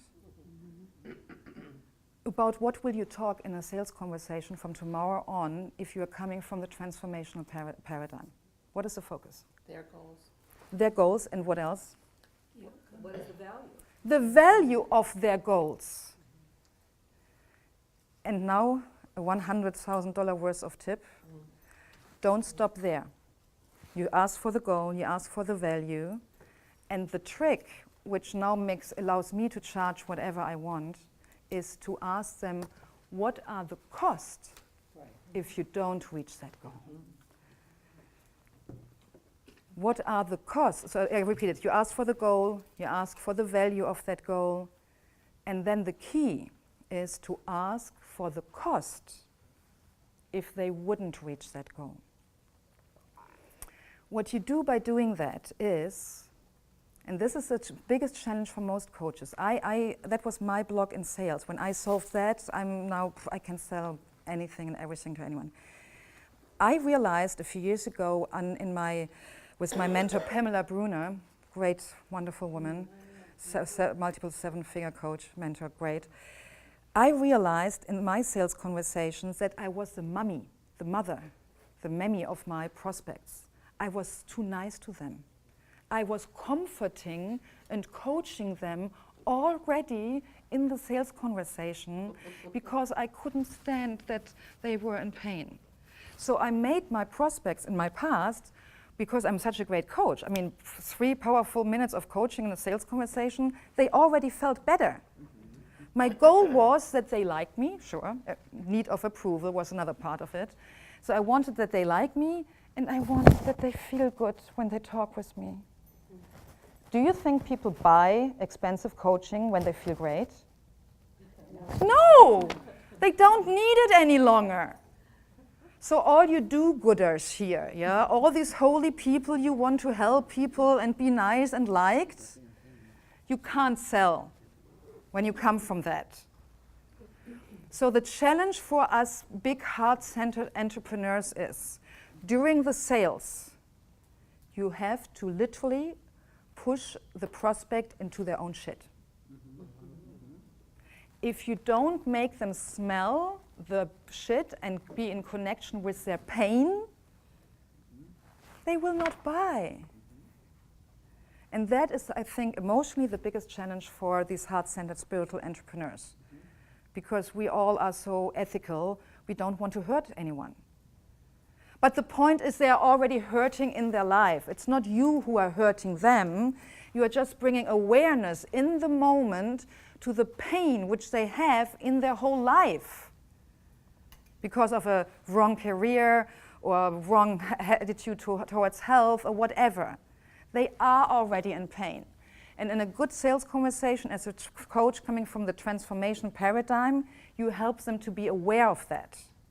So you ask for the goal, the value of the goal, the cost if they don't reach that, which makes them really, really, really uncomfortable. It hurts to be aware of that. And then you offer your services, I use the word service now, to help them to get where they want. So you are creating, and this is, by the way, another great resource. There's an institute in the United States, I went through some trainings with them and certification called the Tension Management Institute. Amazing. Because what you do is you create tension. You bring awareness in the client to the tension between where they are now and where they want to be, for God's sake. And only when they sense physically this pain of their tension, you offer them the solution. Here, half year of coaching with me, package, look so-and-so, will get you from where you are now to where you want to be. I have used this process for years, okay? And 2 things happen, and I'm in agreement with you. There is sometimes when it backfires. And it In what backfires case? only with those people who, after you lay it all out for them as to what it is, and what you perceive, and what the pain is, and where they want to go, they decide it's too painful, and they don't want to go there, and they run away from you. And I say, goodbye, I don't want to work with you. They are not coachable. They're not coachable, that's And that's exactly okay. it. So I think By it needs you. to, by me, okay? Because I call it as I see it. Yeah. And that's the, that's, as, they've told me their whole story, and I gave it back to them, and that these are the things you're gonna have to face and do, and they decide they don't want to. Yes. It's too scary Yes. for them, and when that happens, then you say they're not coachable, and you're fine. But just wanted to bring that Yes. out there to say that can happen. Yes, sure. And don't feel bad if it does. Be glad. Let your competitor deal with them. Yes. Really. Yes, yes, yes. And sales training, I got a bit, my passion pulled me a bit too much into it. our focus today is not on the sales training. If you want one, ask me. Maybe I do another workshop in a few weeks, because the sales conversation is another thing. I want to get us staying focused on the foundation, which is that you are clear from where you come from. Yeah, what is the paradigm you come from? So is there so far any question to what I said in these two paradigms, service industry, the standard old one where we come from, and the new one? Any intellectual questions? Okay. Are you ready to do the ritual? Is there anyone, and that's please, it's a free choice, anyone who doesn't want to follow my invitation, who wants to stay in the service paradigm? Anyone here? Because you could do that, and then you just stay sitting on the table, at the table, I mean. No? Okay, excellent.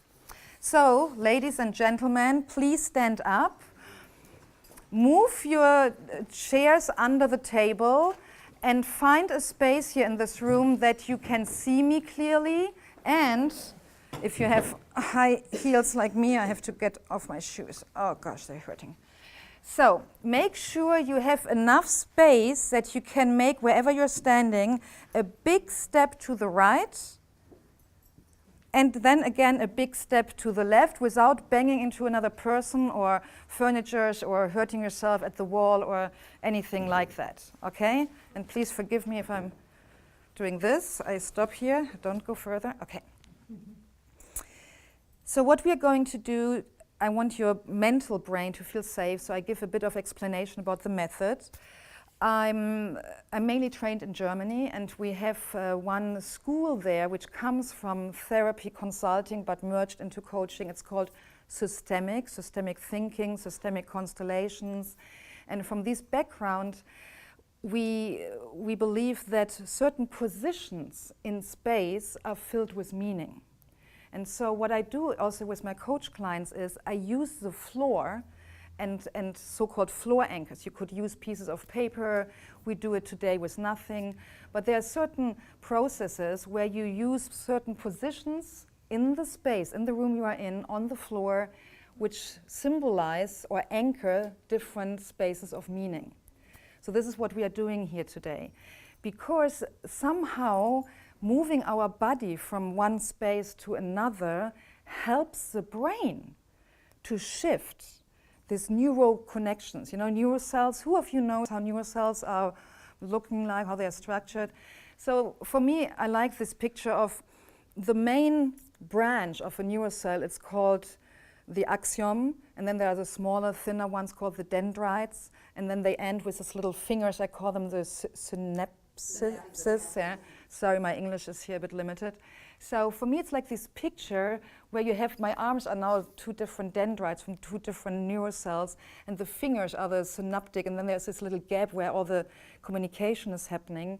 So when we move our body, while we do some kind of rewiring, shifting energies, these neurocells are able to let go of each other. It's like here there was this connection over years or decades.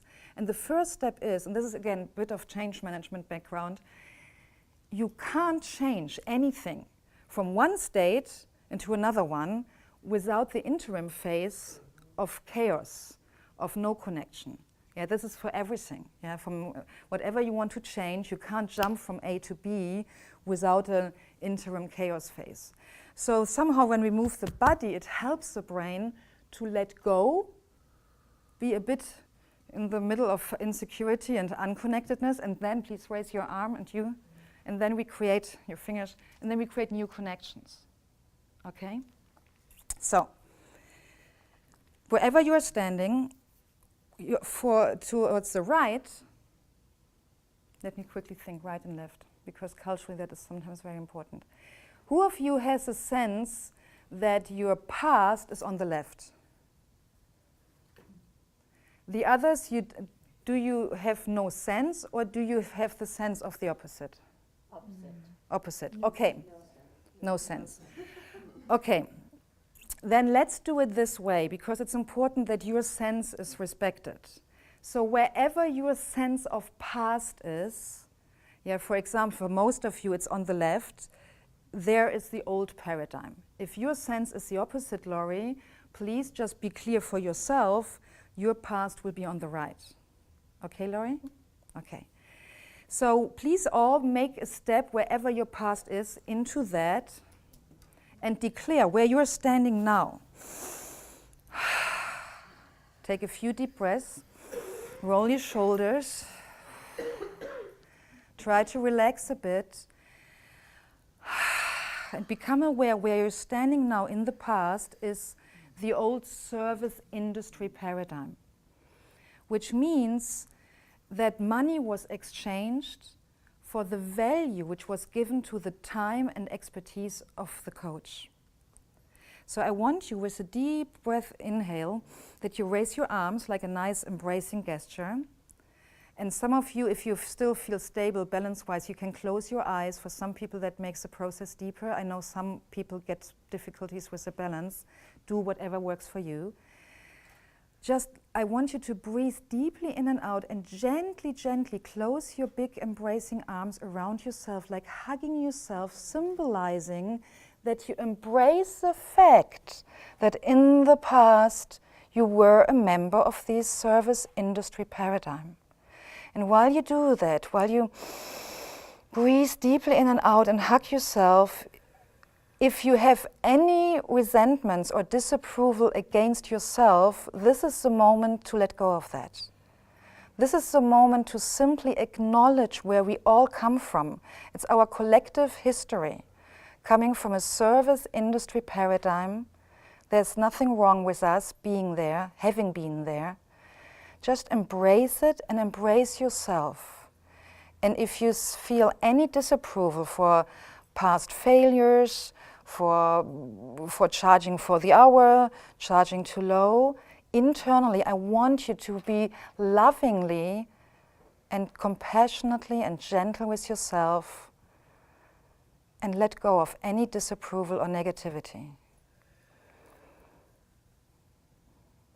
And when you feel that you can let go of any resistance against the fact that you were a member of that paradigm, simply gently relax your arms as a symbol of letting go. Just relax your arms. Take a few breaths. Like look around where you're standing, like symbolizing this is the old service industry paradigm where I come from as a coach in this culture. And that's okay. So what we are doing now, and you be very aware if you feel I'm too fast or you're not fully aligned, it's okay. You don't need to make the switch today. Maybe you need to sleep over it. Be gentle with yourself. I will not push you. Respect where you are. If you don't want to make the switch, you just use this first embracement as a progress and sit down. If you want to follow my invitation, we do it like this. You stretch your arms and you make some deep breath. You turn into the direction which symbolizes for you the future. In my case, it's to the right. You take some breaths to collect your courage. And when you feel like you're ready to let go of the old paradigm of the service industry, you make very deliberately a strong, big step forward with both feet in the spot here in this room, which you declare being the spot of your from now on into the future transformational industry paradigm. And again, take a few deep breaths. Roll your shoulders and your arms. Raise your arms to a wonderful, huge embrace. And very slowly, very consciously, embrace the new paradigm, which says money is exchanged for the value my clients give to the solution they seek. And I'm in their service to help them reach that solution, reach their dreams and their goals. They do the work, they change, and the money they pay me is for the value they attach to that solution. Take a few deep breaths. Whatever is coming up, maybe some doubts, some fears, some encouragement, whatever is coming up, just embrace it and integrate it. If doubts are coming up, please don't push them aside. You can't change what you resist. If there are doubts, just know it's from your brain trying to protect you. Say, welcome doubt. I see you, I hear you, and I will talk with you later to understand why you're coming up. For the moment, I ask you to support me to embrace this new paradigm, to find the courage and the confidence, to develop higher price levels which are empowering my clients' dreams and their commitments and empowering me and my bank accounts and my whole industry. I welcome you, doubt, I respect you, and we will talk about the details of what you try to tell me later. Thank you for being committed to keep me safe. Take a few breaths. Try it as much as you can for this moment to create a sense of safety.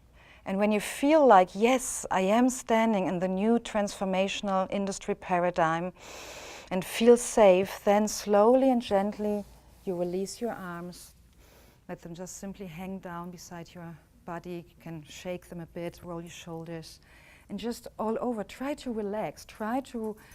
I realized I had my knees locked like a soldier. Yeah, I felt this missionary impulse trying to missionary all of you. So it's important that we stay relaxed. Yeah, relax into it, knowing it might take a few hours, days, or weeks, or even months for you to fully get it, what that means, and how this coming from this new paradigm might change everything. You, your prices, your sales conversations, your brand, your marketing, your business, and if that is all changed, that will spill into the rest of your life too. It might not. It might be just a slight little shiver, a silver glow which changes something. But whatever the degree of change is, I want you to feel safe and be very gentle with yourself.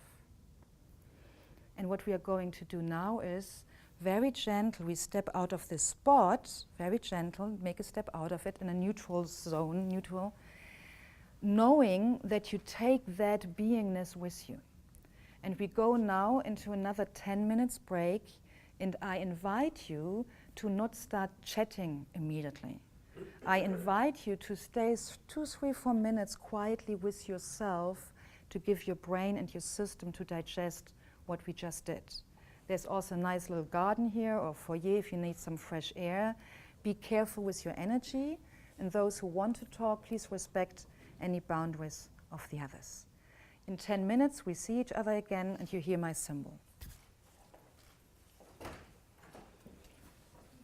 We are missing 4, 5, so I wait briefly. Did you see any of the others, my dear?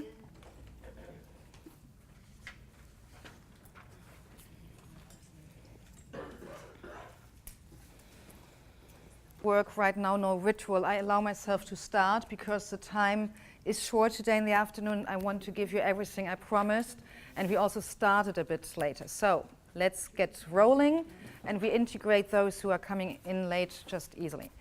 So there's a piece of paper facing with the slides, and it has these 3 little circles. This is just simply what we just did.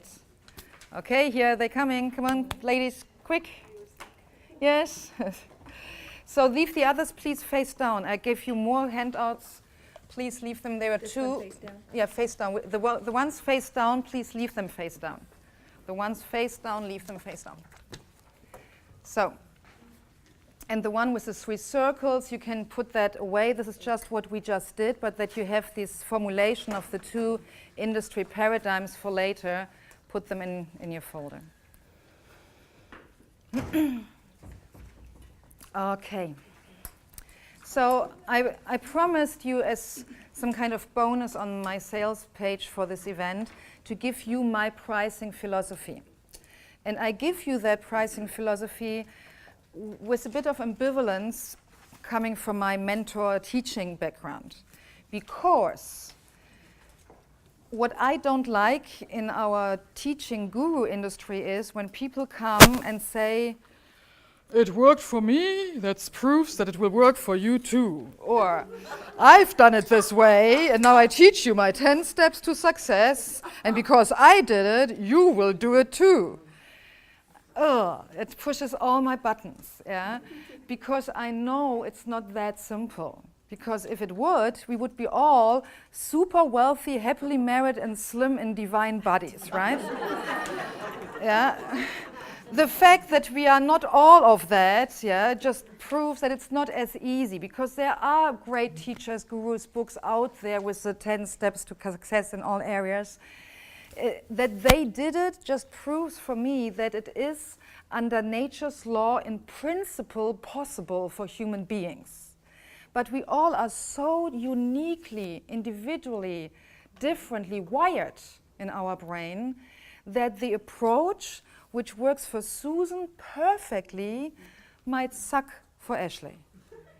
And what works great for Diane maybe works so-and-so for this Diane, even though they both have the same name, but it doesn't work the same way, right? So that's I say all that so that you know I give you my pricing philosophy very gently, yeah? Not saying that this is the only one, and because it worked for me, it will work for you too. I give it to you as hopefully an inspiration to write your own. I give it to you with the permission to use it. Not to sell it, please, yeah, there's copyright on it, yeah, it's my one. But that you use it and try it out. If it's like the pricing philosophy or my pricing manifesto is a set of beliefs, not reality. It's a set of beliefs which, for me, created a new paradigm coming out of the transformational industry paradigm. And for me, it works very well. It's not written into stone. I'm still working on it. I just saw now a word which today I don't like any longer. So it's a work in progress. So I give you that. We go through it together. And I mean it as an inspiration and an invitation for you to try it out, keep what you like, what resonates and creates results for you, and throw out everything else. And all over, my invitation is that you make a commitment and set really a date by when you will have written out your own pricing philosophy. And if several of the sentences are exactly like my ones, fine. But I want you to create it out of yourself, being yours.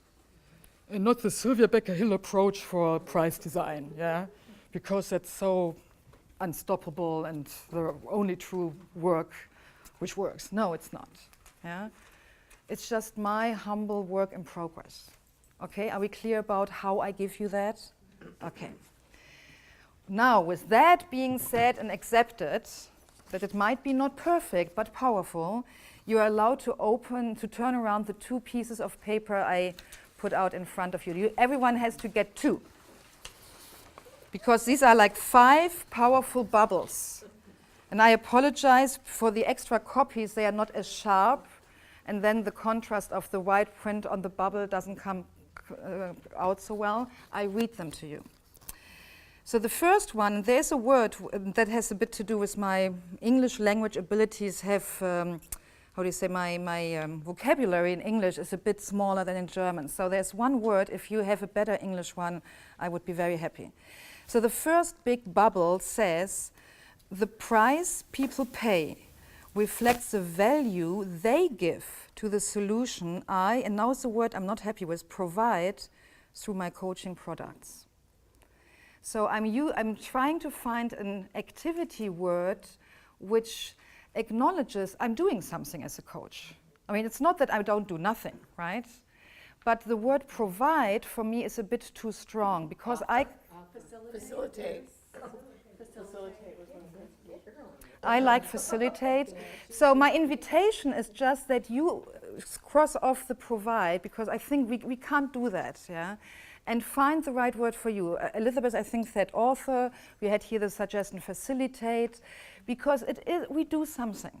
Yeah, it's not that we do nothing. I mean, then we would be really out of business. Yeah, Or we would be magicians. Yeah? We just knock people's heads and bang. Yeah? So we do something, so find the right word which works for me. And that bubble shouldn't now be any surprise. It's just in a slight different phrase, this transformational industry paradigm. So when you write your own pricing manifesto, create a powerful sentence which makes you aware about where is the value exchange for the money. That is like the essence of this first sentence. You have to be clear for what is the money exchanged. Could I ask a question? Yes. Does it have to be I? Can you say something like the price people pay reflects the value they give to the solution generated from my... Sure, perfect. I love it. Yes. Yes, thank you. This is what I mean. Work with it. Make it your own. Come up with formulations. As I said, English is not my mother language. Yeah, I gave my husband, who is a native English speaker, a Kiwi, this text to read, and he simply said, Sylvia, this is horrible. He's always so straight. He said, Sylvia, this is horrible. You write like you speak in German. And I said, well, yeah. So, yeah, it's not perfect. Reformulate it that it's working for you and try it out. The second bubble says here, open for discussion to be improved. And now this is important. Listen please to me, don't look at the paper. I promised with this workshop to empower you to design your prices in alignment, not only with your own values, but also in a way that it empowers your clients. And that for me is part of this new paradigm. If we sell coaching low, it disempowers our clients. Because clients who are not invested into the coaching, they are not invested. They don't push themselves through their resistance and their barriers. And I remember so well when I was in the program with Pamela Brunner. She was my first big investment in a one-year mastermind program. And it turned out after a few weeks, it was completely not what I thought it is, and my expectations were not met. And I hated this group of naive, hooky-fooky American New Age people I somehow landed in. I was so in resistance. I hated Pamela and her stupid tapping, and I was in complete resistance to everything. But unfortunately, in the fine print of the contract, I paid, what was it, $10,000, $12,000, and the fine print was, after so and so many weeks, you don't get your money back. You're sure you have the freedom to step out of the program, but you don't get your freaking money back. So it was really the high investment which kept me in this horrible program, because I was so committed, I don't waste $12,000 plus traveling and hotel cost. So I sticked with it and was committed to create value, even though a ton of things were not how I expected them or wanted them to be. If that would have been $2,000 or less, you know what I would have said? Screw you, yeah. And I would just have dropped it. I share this story not to talk about Pamela, who I really admire. It's about that sometimes the high level of the price needs to hurt so much that the client is so committed to push through whatever is blocking them, holding them, limiting them. If she would have charged low for that program, I would have been out of it. I know that. What if you work with a company, though, and the company is paying for it, so it's not really coming out of their pocket? How do you get the value to them for that? Regarding the sales conversation, exactly how we did it. And yes, with corporate, there are a few other rules because the freedom is not there so much. They have other budgets. The budgets are most of the time bigger, but they have other rules, how to work with vendors. Let me answer that in more detail when we do some examples, because I want to come to example for life coaches, corporate, etc. And then I will tell you how I design my prices for corporate to be nicely high. And yes, they are a bit differently philosophically designed than private paying clients.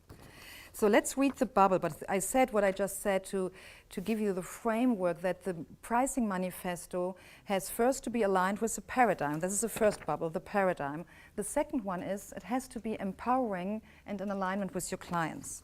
And what I say here, my clients' commitment into their own transformation and the solution they seek is commensurate to the investment they make hiring me.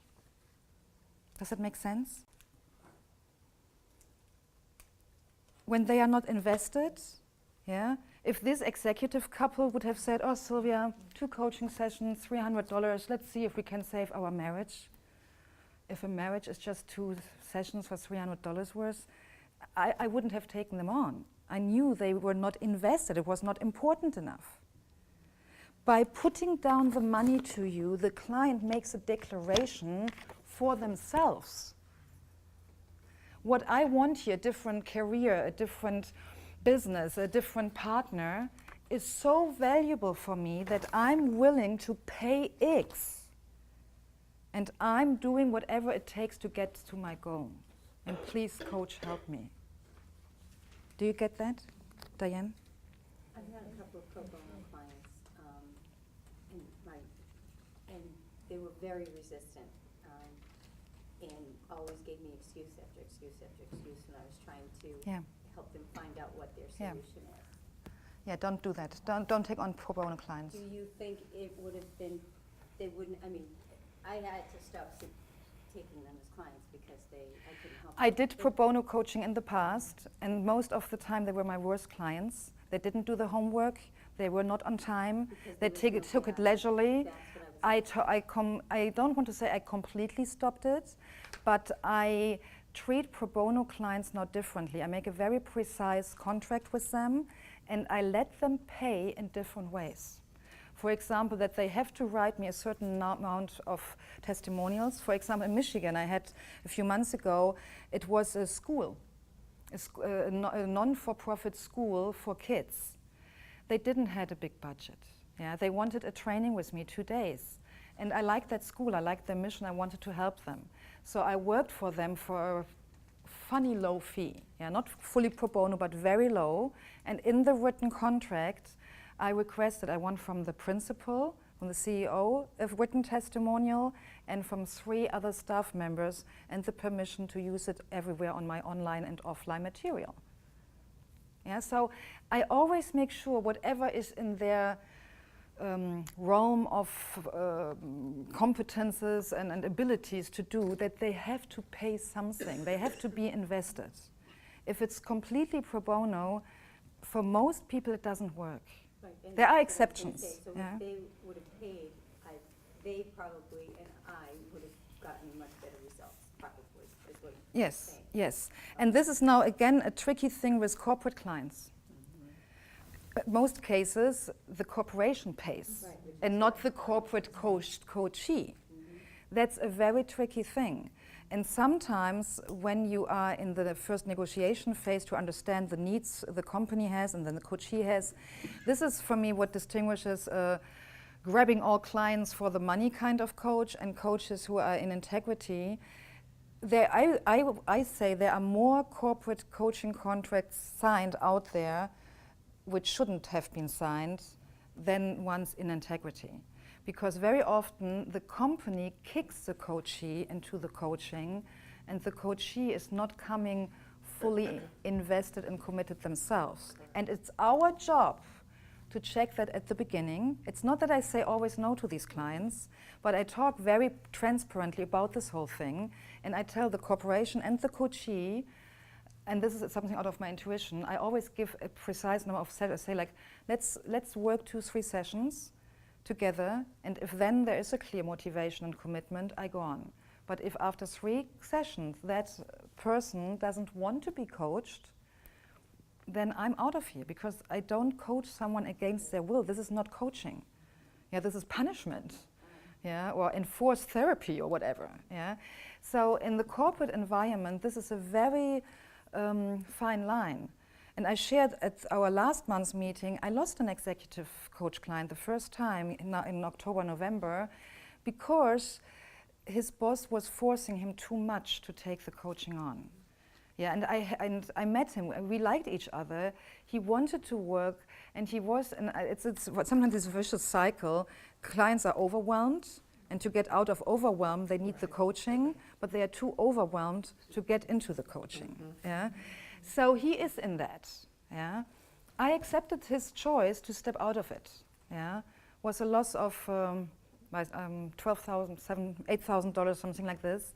But I was able to sell them a training, a leadership training, where he will be a part of, and I will address for a half day everything around self-management, energy management, attention management, time management, etc., etc. So I hope through that training I will empower him and teach him one half day, that he gets out of the overwhelm enough to have an opening to maybe try the coaching again. So I'm still open for him, but if he doesn't come back, I'm fine with that too. And I told the boss, please boss, don't force him. That doesn't work. So sometimes the biggest obstacle for the commitment of executives to take on coaching can be their own supervisor. Okay. Any questions to the first two bubbles? Okay, next one, the third one. When I sell coaching for low prices, I keep my clients' commitment. And now it comes, which means their power to change, small, which ultimately throws me out of integrity with my mission and myself. This is a big one. This is huge.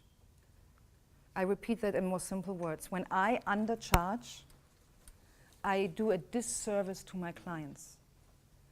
I make their commitment, their investment smaller, which is exactly the opposite of what I'm up here to do. That's against my mission. So ultimately, and those of you who are undercharging since a long time, you don't need to raise your hands, but you probably can agree, this sense of loss of integrity, that hurts us. When we intuitively sense there's something wrong with my pricing, and not only because of my numbers in my bank account, there's another layer and deeper meaning in that. And that is this, that we are not fulfilling our mission.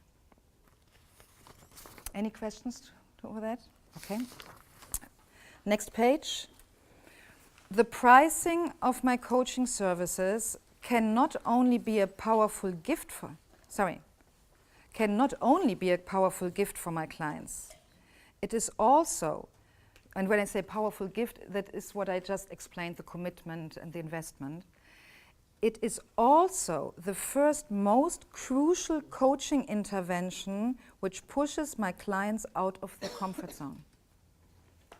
So I always say the coaching latest starts when they put the money down. That's the reason I changed, for example, at the very beginning, maybe the first 6-7 years in Germany, I invoiced clients always at the end. Coming now from the transformational industry paradigm, I knew this was wrong. They have to invest first to be invested. But if you are not coming from that industry paradigm and you try to do that, I had clients who were irritated. They said, that's unusual, why shall I pay you first? I explain it to them. I explain these two different paradigms, the service industry paradigm, the transformation industry paradigm. What I gave you on these slides was a circle, the empty circles, the definitions. I tell this to my clients. I tell them, if I don't charge you now, you are not invested. As more you pay now, as more it hurts you what I ask you to pay, as more you are already out of your old comfort zone. I talk with my prospects like this, and they get it. They like it. And suddenly no one any longer complains that I charge them up front. And there are some enticements, some bonuses, I share that later, like I always give them saving options by paying up front everything, etc. Yeah, but they get it. Do you understand? So there's the gift of enforcing their investment, their commitment, and also the first kick out of their old comfort zone, out of their problem, out of their stagnation, out of their stuckness, out of their depression, whatever it is. Pretty cool, huh? Yeah, I remember once a German guy, in Michigan, I had so much to do with the automotive industry, and you have to, these guys, they are engineers. Yeah, they are hands-on guys who like to make their hands dirty laying under a car. And this top CEO from Germany came over, and I had dinner with him and the president I was coaching in Michigan. And this guy from Germany, he didn't say much, he had this big beer belly, and over dinner he said, Sylvia, you are really expensive, you know that, right? And I said with a glass of wine, yes, I know that. This is how Germans sometimes are, they just say, but with this undertone. And then I added, and what was my word? If it wouldn't hurt you what you pay me, your executives wouldn't change. Oh, nice. And he looked at me and said, cool. He just nodded, whatever he exactly said, yeah? So whatever I tell you right now, your pricing philosophy, it's not only an empowering tool for you as a mindset, you can literally use it with your prospects and your clients. I just have to share motivational theory. One of the theories is people are more motivated to avoid pain than they are to pursue pleasure. So it goes along with your theory or your paradigm of getting them to pay ahead of time. You've just made that more painful for them not to continue the coaching than to sit in the discomfort that they're going to go through in growing. If that makes sense to you. Yes, I'm thinking. Yes, it makes sense. Yeah, Elizabeth. If you're talking to the boss and the statement you just made to the boss, one of the things that I always do with the boss is to say you're part of the partnership as I'm coaching Yes. your executives. And so your statement, if it wasn't as painful for you to do this, then your executives wouldn't have success. Because he's got skin in the game, because it's coming out of his budget, he is going to be more attuned to working with them and coaching them. So that's a really good statement that you made. Yes, and because especially in corporate, because, and this comes from my systemic background, they are more, I call it stakeholders in the whole coaching relationship. It's not only one-to-one, it's always multiple. And I had some painful, horrible experiences by not knowing that there are more people involved than they told me. So I always make sure, I like what you said, the partnership paradigm.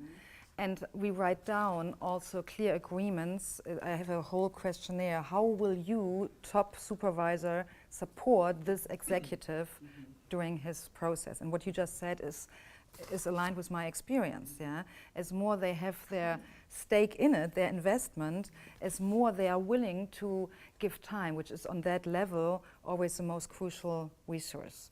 When they pay already a lot of money, their willingness to add also some time is, funny enough, higher than if it's a cheap coaching, which they don't take as serious and which doesn't hurt them so much. For that, they don't have time. Because time is for them always the most crucial thing. So to get a return of investment for this high investment to the coaching, they are more willing to invest some of their precious time as well. Beverly? Oh, I was just going to say, this is all just so resonating with me. I'm going to read these 5 statements out loud every morning. Good. Excellent. This is one part of the tips you get later. Sylvia, can I ask yeah. one more question? Yeah. When you're dealing with a performance issue, Yeah. coaching, do you ever do this? Because I've done this, I'm curious if you ever have. I had a situation where I said to the client, all right, so it's this amount of money, and they wanted this executive, say, I've been a long-term executive, and I said to them, she was perceiving it as they're putting her on a performance improvement plan, okay? And I said, you need to get her to reframe that thinking and tell her that this is a development opportunity and that they are investing in her. And it's not a secret what you're paying. You tell her what you're paying me to do this, and let her know that if she is not going to be committed and just compliant, we'll read that within 3 sessions. And even though, and this was a different thing, because I do retainer also, but I said to the client, you'll pay your retainer, and they're going, well, look, what if she doesn't really do it? I said, you know what? If she doesn't really do it, we'll know that in 3 sessions, and we'll prorate our value that we've given you, and we'll give you back the remainder. Yes, yes. They just, without a question, went forward. Yeah, like slightly, maybe different verbiage or so, but I have the same strategy, the same thing. I try, which is in Germany more common than here. In Germany, I always had a so-called round table at the beginning of each executive coaching program, where the supervisor, someone from HR, and in Germany there's also the so-called Betriebsrat. You don't have that. This is like some kind of internal council thing. So in Germany there are sometimes more stakeholders involved. So I always try to have them all around the table and to be very transparent with their expectations about the whole process. And because in Germany this whole systemic thinking is more communicated, more common, and HR people are also, nearly all of them are now trained in it. This is more accepted to invest time for that. Here in the United States, I hardly ever get that. I try, but they don't understand necessarily the importance of it. They don't have the educational background. They don't have the time. So here, I do it more with questionnaires, so that I develop a questionnaire specifically for all stakeholders, send that out via email with a deadline. Most of the time I have to follow up with them to get it. And for minimum, I try to have the HR person as my partner to collect those. And I will reflect that completely transparent and open back to the coachee. So that the client, the coachee, is very aware what are in his company the expectations on this process, so that he has the freedom to say, yes, I'm willing to step into that space of expectations, or sorry, no. Yeah. So that sometimes there's sometimes a renegotiation necessary, but it's difficult. Yeah. I mean, corporate coaching, in my perception, I do both life coaching, corporate business coaching, everything. Corporate coaching is more challenging because of all that. Yeah. But we have to stop here. Last bubble very quickly, because I already said it in different words, just to make sure you can read it. By paying a price for coaching, which hurts a little bit, clients make the first big step towards their desired dream. So this is my pricing manifesto. Again, invitation, try it out, rephrase it, write your own one. We have to get now into the very practical nuts and bolts, because we have only 26 minutes left. So, what I want you to do in the next 2 weeks, and I want you to put this really in your calendar. Yeah, you have to make time for that. Stop a bit of networking. Yeah, some of us I know are extremely networkers. Networking costs time. This is more important. I need you to set time aside in the next days to think this through, write it down, and to really communicate that via email or postcards or letter or videos, whatever you do. So from the transformational paradigm coming, you please don't start with your old hourly fee or your old packages. Don't start from the past. When you sit down strategically now to BMW style engineer your prices, really start with your ideal clients in mind. Just choose your ideal client. I know some of you are not clear about your branding, some of you have multiple groups. You can have multiple prices designed, but for doing that properly, to engineer it BMW style, choose one ideal client group, and then you ask yourself, what is the problem and the solution they seek? So I write it down here too. So this goes like ideal client,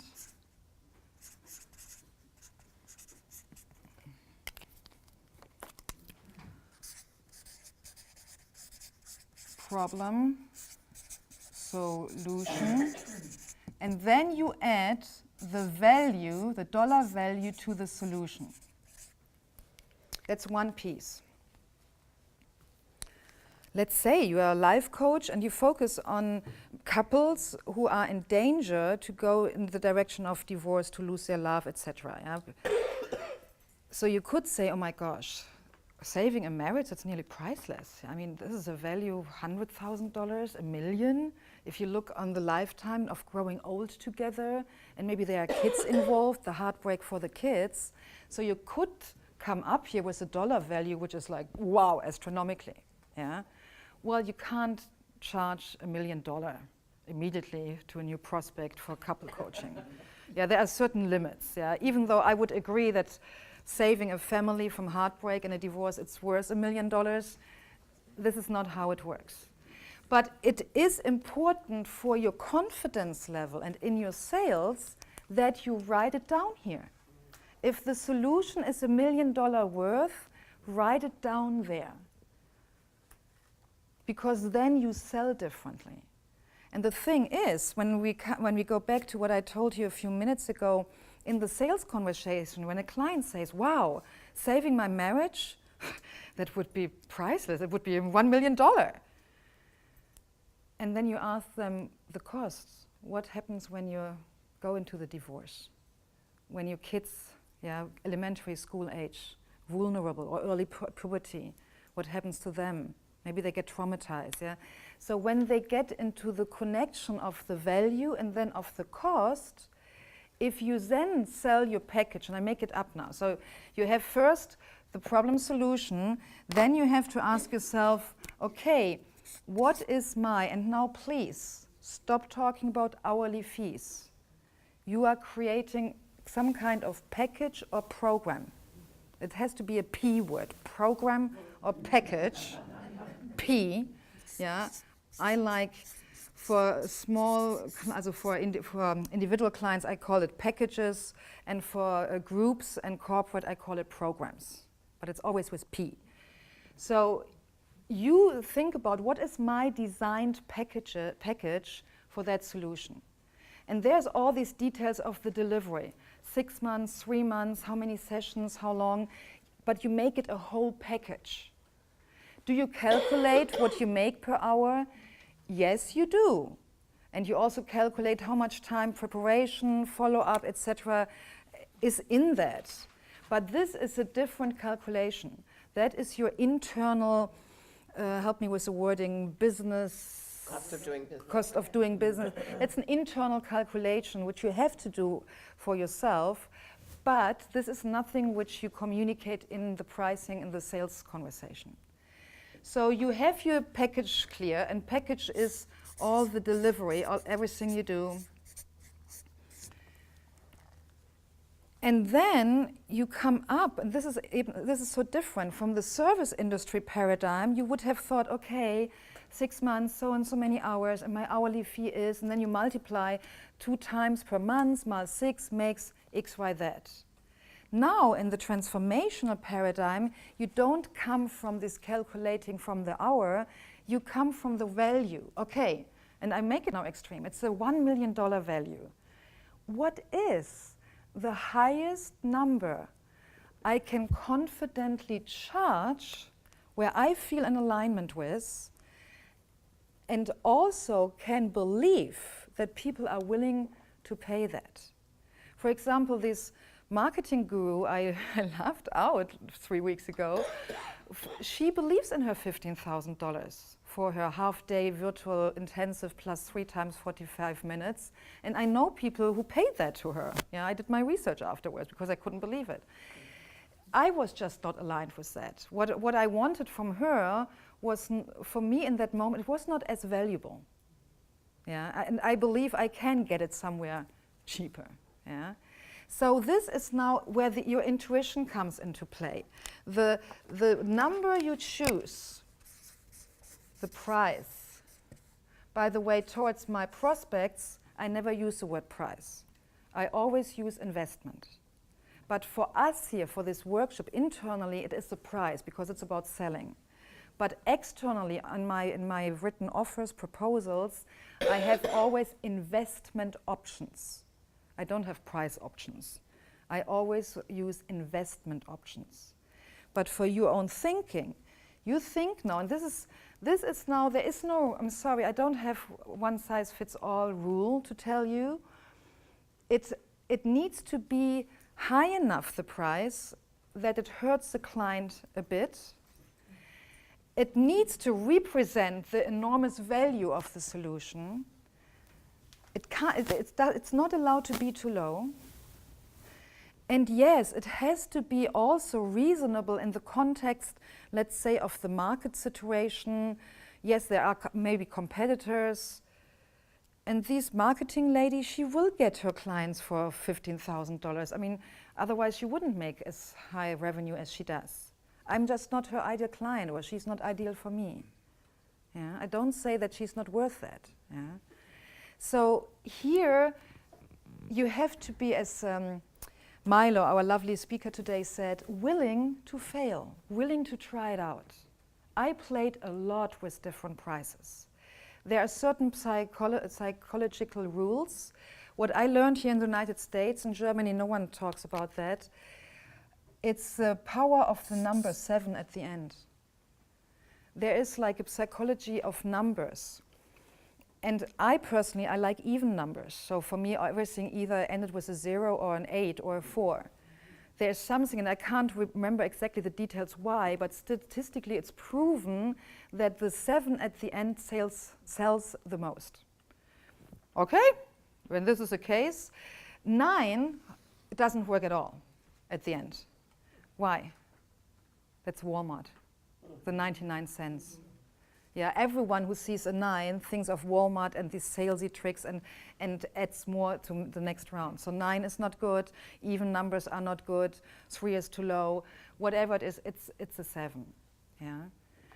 So for example, this package for a marriage, and then also this has to do with your ideal clients. It's a difference if you coach unemployed people or if you coach a president of a company. I can't charge, even it's maybe the same package. In my philosophy, and I don't say that is the truth, but with my sense of integrity value, I can't charge someone who is unemployed and have marriage issues the same amount than I charge the top president of a company. But you could say, Sylvia, you do the same job. Yes, but I personally charge them differently. Because I know it's about the hurting point.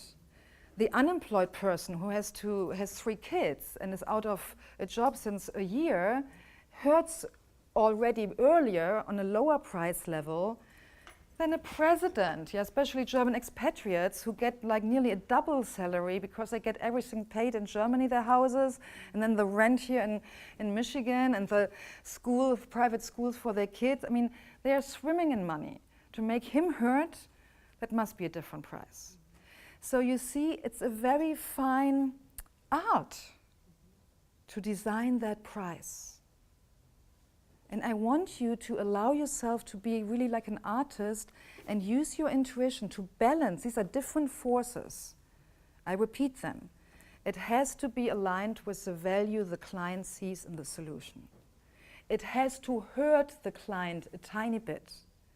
And an unemployed person hurts earlier in lower numbers than a top wealthy executive. And it also has to be sort of appropriate when you look into the market and competition. I mean, the good thing is with us coaches, when you look into the market and competition, nearly everything is possible. I mean, there are coaches, unfortunately, who sell for $50 or something. By the way, just simply from a bookkeeping, economic perspective, when you look into hourly rates, you can't have a business when you charge under $150 an hour. There are numbers out there. When you calculate that, how many hours of coaching you can physically, energetically do per week, how many you statistically get through marketing, how much you need to be able to pay taxes and save money for retirement and health insurance. This is just simple numbers in economics, a game. And under $150 an hour, it stops working. If you charge under $150, I simply say you have a hobby, which gives you a bit of pocket money, which is nice. But if you want to have a business, which also has cost and overhead, etc., you have to, I tell my students who go out freshly out of my coaching training, charge minimum $100. A personal trainer at a fitness studio charges $85. Some masseurs charge $120 an hour. People from the old service industry paradigm. So when a fitness trainer who just walks with me from machine to machine telling me how these machines work gets $85 an hour, I mean, I could break down in tears when I hear a coach charges the same or less. mean, there's pretty bit of difference, right, between what we do and a personal trainer. And I don't say there are not great personal trainers who are also coaches, but the classic personal trainer, yeah. So, do you have questions around how to come up with the right number? Beverly. You mentioned 3 things and I didn't catch the third one. You said like 3 questions to ask, like the first one I have down is, what is the investment that would hurt them a little bit? And then what is in alignment with the transformation? The value of the transformation, yeah. The value of the transformation?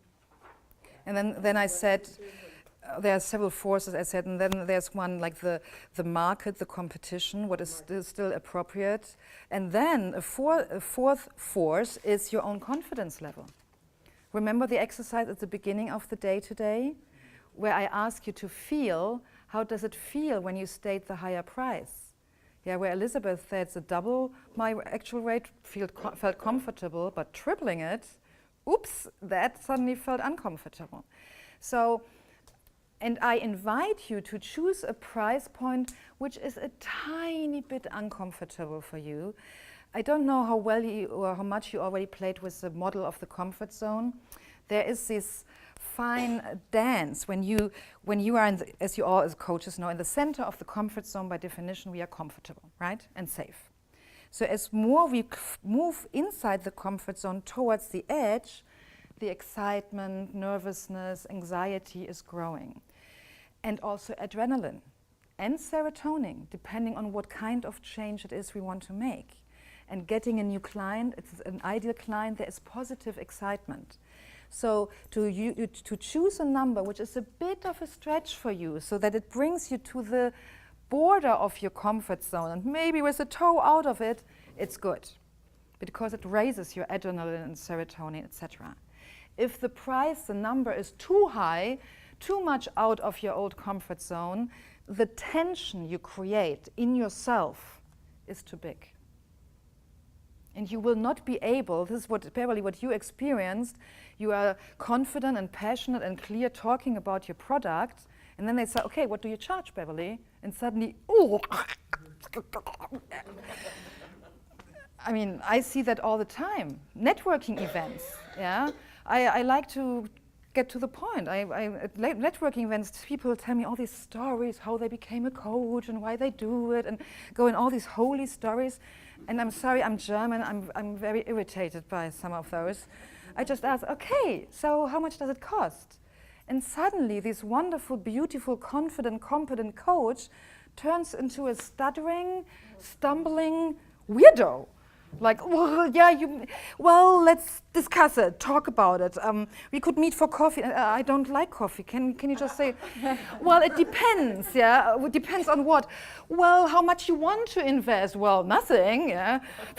Yeah, so we all know this. We know it in others, and we have to look into the mirror and acknowledge that we all do it, or did it, or have it in certain context. It's not that I don't know how that feels. Suddenly the tongue getting thick and dry and you can hardly swallow and you were not prepared to say the right number, yeah? So. I can say something with that. Yeah. I know with me, my experience, I was thinking, in the back of my mind, like, I'm gonna lose that client. You know, when I made the specific price, that I always think that I'm gonna lose them if I go too high. Yeah. Yeah. Quickly, I need a feedback. I would like to go 10 minutes over time. Who needs to leave sharp at past?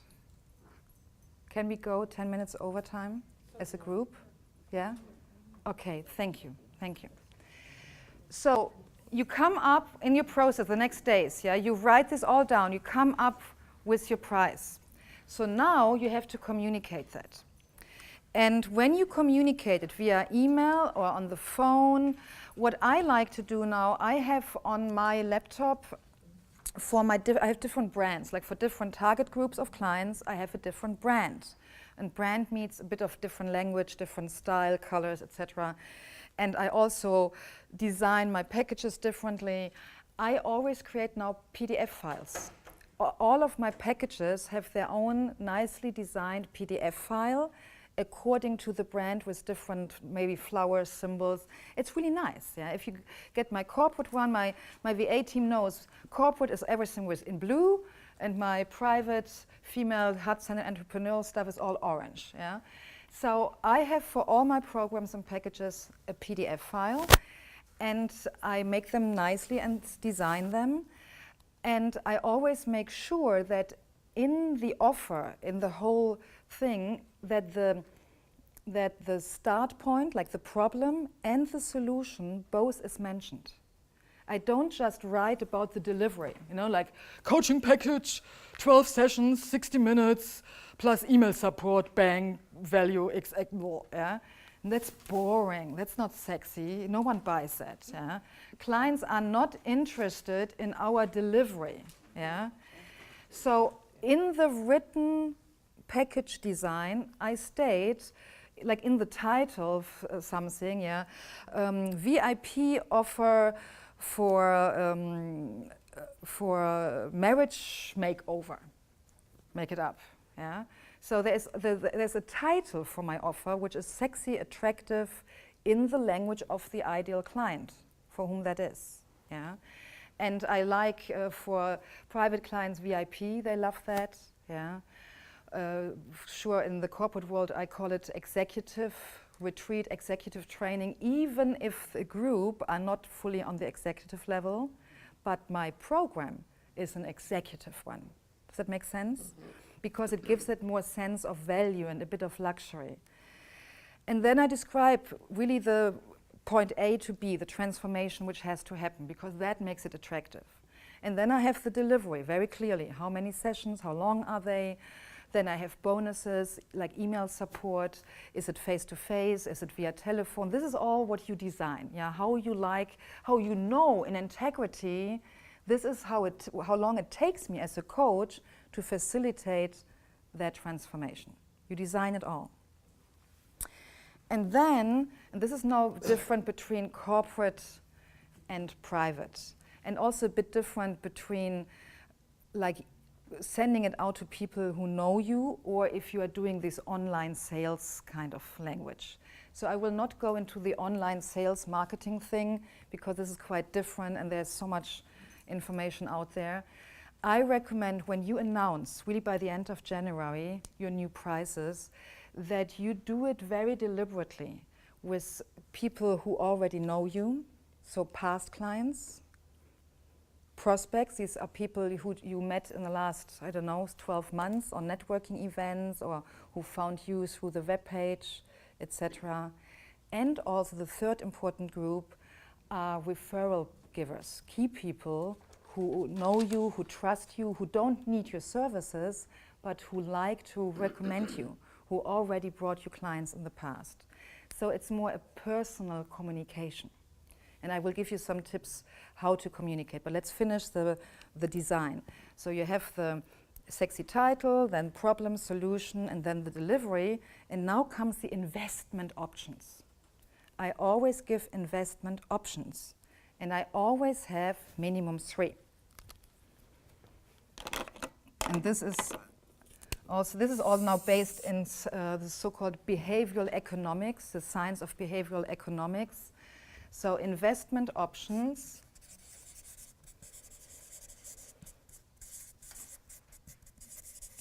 I have always 3.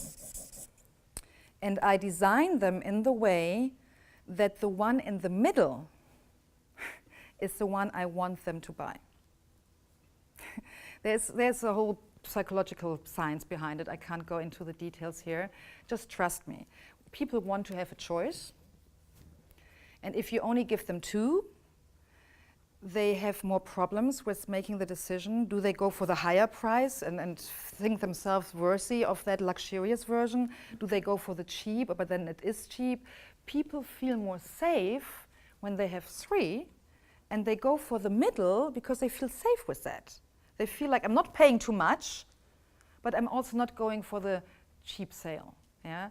So give 3 investment options. How could that be with the same program? So to create 3 options, for example, you have a standard level. Then you could have a so-called, I call it budget-friendly. Budget-friendly means installments. Let's say the standard, and I make it up now quickly for the numbers. A package half year is $6,000 standard price, $1,000 per month. Yeah. So an installment would mean someone pays me monthly. That means more administrative cost on my side.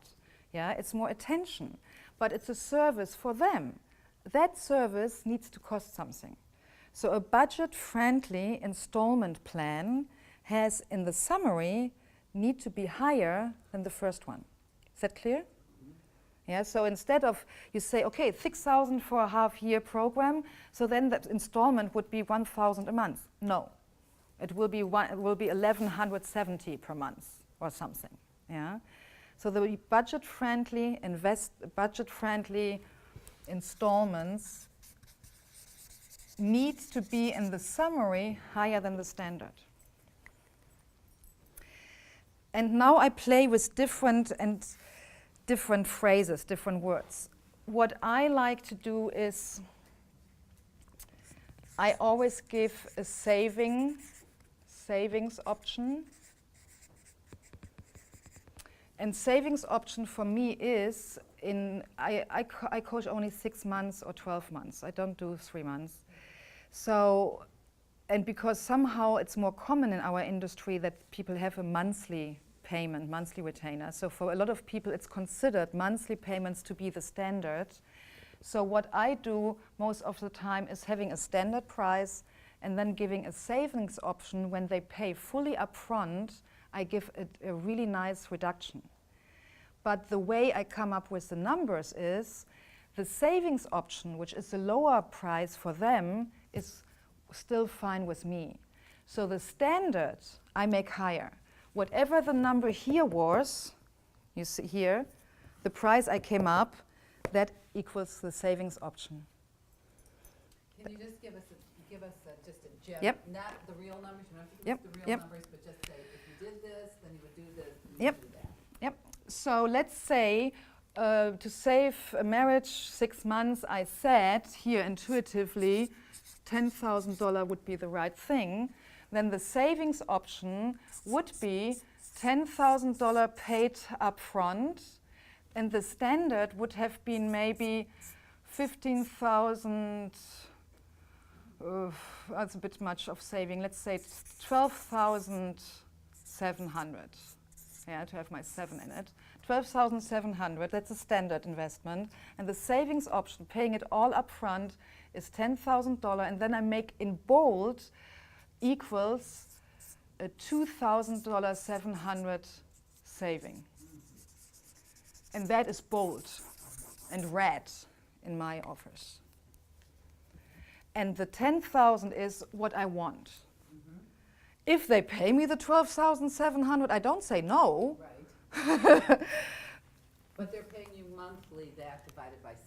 Yes. All right. And so is that weekly sessions? That depends on your design of your packages. This depends how you work. Yeah, there is no right or wrong. I do most of the time 1-hour sessions, 2 per month. But that depends. It depends for me on the learning style of the client. It depends on the topic. Health coaches and fitness coaches, where it's all about healthy habits, I always say you have to have once a week a stepping stone with your clients, or they fall off the wagon again. So then it would be maybe 30 minutes a week. But that doesn't matter, because it's all in a package. Yeah? Yes. I'm just a little confused now on standard. It looks like standards and savings. Standard, I thought that was when they just paid up front. They pay monthly up front. That's budget money. I understand your confusion. Let me clarify it. I understand. I play here with different wording, which has also to do a bit with different client groups. Some client groups would be appalled to hear about a budget-friendly installment plan. Yeah. So this is not an order. I give you different phrases. Somehow you have to have a standard price for that whole package. And then in order to give different variations, different investment options, you choose 2 others. And I'm not finished. There are other ways to do it too. So depending on your client group, yeah, budget-friendly installments, this wording is good for lower-priced packages and for people who have tight budgets. For luxurious programs, more on a higher level, I wouldn't use that wording. Yeah? There I only speak from standard and savings. Another one is a so-called fast action bonus. I don't use that much. That is a bit my German background. I hate it when people sell me something and put pressure on me that I have to decide now in this conversation in order to save $500. I don't like that pressure, so I don't do it with my clients. But sometimes I do it in a more gentle way. I, for example, give them minimum 48 hours so that they have 2 nights to sleep over our conversation. Yeah? And I have a ton of colleagues and some of my mentors, they use that all the time. And they are really brutal. They really say, okay, when you sign up and give me your credit card here while you are on the phone with me, and then they give an amazing fast action bonus, which is a reduction of the price. But that's not my style. I don't like that. Yeah. So, but I want to show you that it's all depending on your philosophy, your values, your sense of integrity. Fast action bonus could also be maybe not a price reduction, but it could be maybe an added session. Or it could be an ebook you wrote. Yeah? So in the investment options, you can be very creative. Important is that you have several investment options. You also, what I shared this morning here with my big corporate proposal, I designed 3 levels of packages in order to come to 3 prices. I had, and this is standard wording, silver, gold, and platinum. And each package going higher in the metals had more services. And these, so it's the basic is the same, but there are some things added, so the price was jumping up. But again, it's about having these 3 investment options, investment levels. And yes, they get more transformation. And with corporate, one of my key words, why I sell very well to corporate, is sustainability. In Germany, I'm known for the coach who cares about the sustainability of their return of investment. And I have a whole philosophy how I sell around that. And so as more they pay, as more I add, which serves sustainability. And I tell them that. Yeah? If your budgets are tight and you would just want the quick training, the quick boost, choose this. If you can afford only group coaching via phone, choose that because it helps to implement the training. If you want to have lasting transformation and get the most out of the training, you have to have one-to-one coaching added, which is platinum. Yeah? So be creative and always make sure that your sense of alignment between what they want and what you promise them and the value, that this all needs to feel good. And try to look at it from all these different angles. So because of the time, I have to switch now how you communicate that. Do you think you have enough gotten that you can sit down and design a nice Word file, PDF file, where you design your package and the pricing? And here even, you can come up with even different names here. Yeah? It doesn't need to be silver, gold, platinum, depending on your brand. I have a friend who likes jewelry, so she has different jewelries and even different stones she gives them in the coach clients, etc. Yeah? So you can come up with new pricing names. Yeah? Do you have enough to sit down in the next days and do that? I need now physical feedback, yes or no? Yes. Okay. So, how do you communicate that? That's now the next question.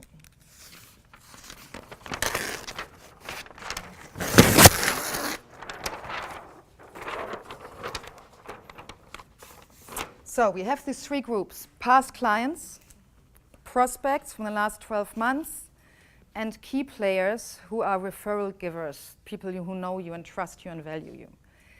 For each of these three, you need a different email or postcard or letter or flyer because you talk to them differently. And why I always say January is the best month, because everyone is somehow, it's a bit artificial, but culturally we are somehow indoctrinated.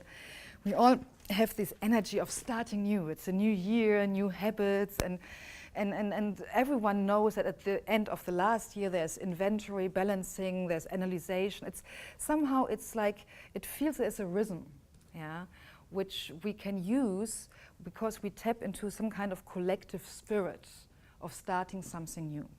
And the new year is also a good time to just reach out to people you haven't talked maybe since 2-3 years, to wish them a happy new year. Maybe what I do, for example, I send out every year an updated self-coaching questionnaire, which it's twofold. One part is of completing the old year, acknowledging the successes, the disappointments. It's like a nice little self-coaching process my clients go through by filling out that questionnaire and doing a bit of a ritual. And then there's a second questionnaire where they create their visions and goals for the new year. It's my standard gift. Yeah? Every year I just update the number of the year, right? So I send that out as my, hi, happy new year. Here's my New Year's gift. And by the way, I want to inform you about the following. So, and then I announce my new prices. So what I do for old clients, when an old client wants to re-sign up, I give them a deadline. Could be now in your case, because January is nearly over, I would give them by the end of February. If you sign up a new contract with me by the end of February, I will still give that to you to the old package you know me. If you sign up after the 1st of March, this will be my new package design. Yeah? So this is fair, because they know you, they worked with you, but maybe haven't heard from you, and they like that, the chance to still get hold of the old price level. Prospects who haven't worked with you don't have that. With prospects, what you could do is announcing, with the new year, I launch this new program. And the first 6 clients get the special launching incentive level. So you could call it a launch of a new program, new package. Please give it a new name and not a name you use since 10 years. Yes, so a launching price means there must be a limiter. It's either the amount of people who book that, the first 6, the first 10, or it's a date. Those who buy that in February get the launch price, and those who start buying it from March on, get the standard investment level. Yeah? So for prospects, launch something and give either the number of clients you take on as a limiter or a deadline by when they get the lower launch price. And make these differences really enticing and attractive. Not just $50, yeah? There must be an attractive difference. A lot of people in the industry do really 50%. Some say when it's really also for you something very, very new, they, what was the word? When you have not guinea pig, that's too negative, but when you have pilot and what was the other? Beta. I launched this mastermind group, and because the new format, I want to test it, I have here this pilot or this beta group. And those who are willing to be the pioneers, to be partner with me pioneering this new program, you get 50% off of the standard investment I will charge from summer on. So hurry to be one of the 8, because I have only 8 places for this wonderful mastermind group program. So you call it pilot, beta group, and you give minimum 50% off from what the future price will be. And your prospect will be happy that you inform them about it, otherwise they would have missed it. So your key players, your referral givers, you don't need to do this kind of, let's say, tricks, no tricks, so negatives, these kind of incentives. Yeah, because they like to refer you because they appreciate the work you do, they know you, etc. For them, it's just still important to tell them, hey, Michael, I know you referred me in the past 3 years to 5 of your colleagues. Please just know I raised my prices. So you can't please tell them my old fees because they're not any valid any longer. This is here as an information for you how my new packages are now designed. Yeah, so there is no incentive, there is no sales strategy, there is more a partnership to make clear that a person who is high likely referring you doesn't destroy your raising your price attempts by communicating about you from the old paradigm, from the old prices. And most people I know, when they are referral givers, they don't want to get any incentive, especially not money. Some people feel appalled. Yeah, I tried a lot and made lots of mistakes. So in the past, I tried, like, if you refer me to 3 people, you get so and so many percent. People don't like that. They don't feel comfortable with that. So I don't promise them anything. What I do is afterwards, after they've done it and the new coaching contract happens, I send them a gift. Most of the time a book, Amazon, a nice book wrapped as a gift with a thank you card from my side, and they love that. They take that. Well, as corporate people, they have ethics that they can't accept monies and they can't accept gifts over $25. A book is safe. Yeah. Yeah. I have a question. Yeah. What about offering to referral sources? For your clients, I will offer them an additional service for the first 90 days. To the referral giver or to the client of the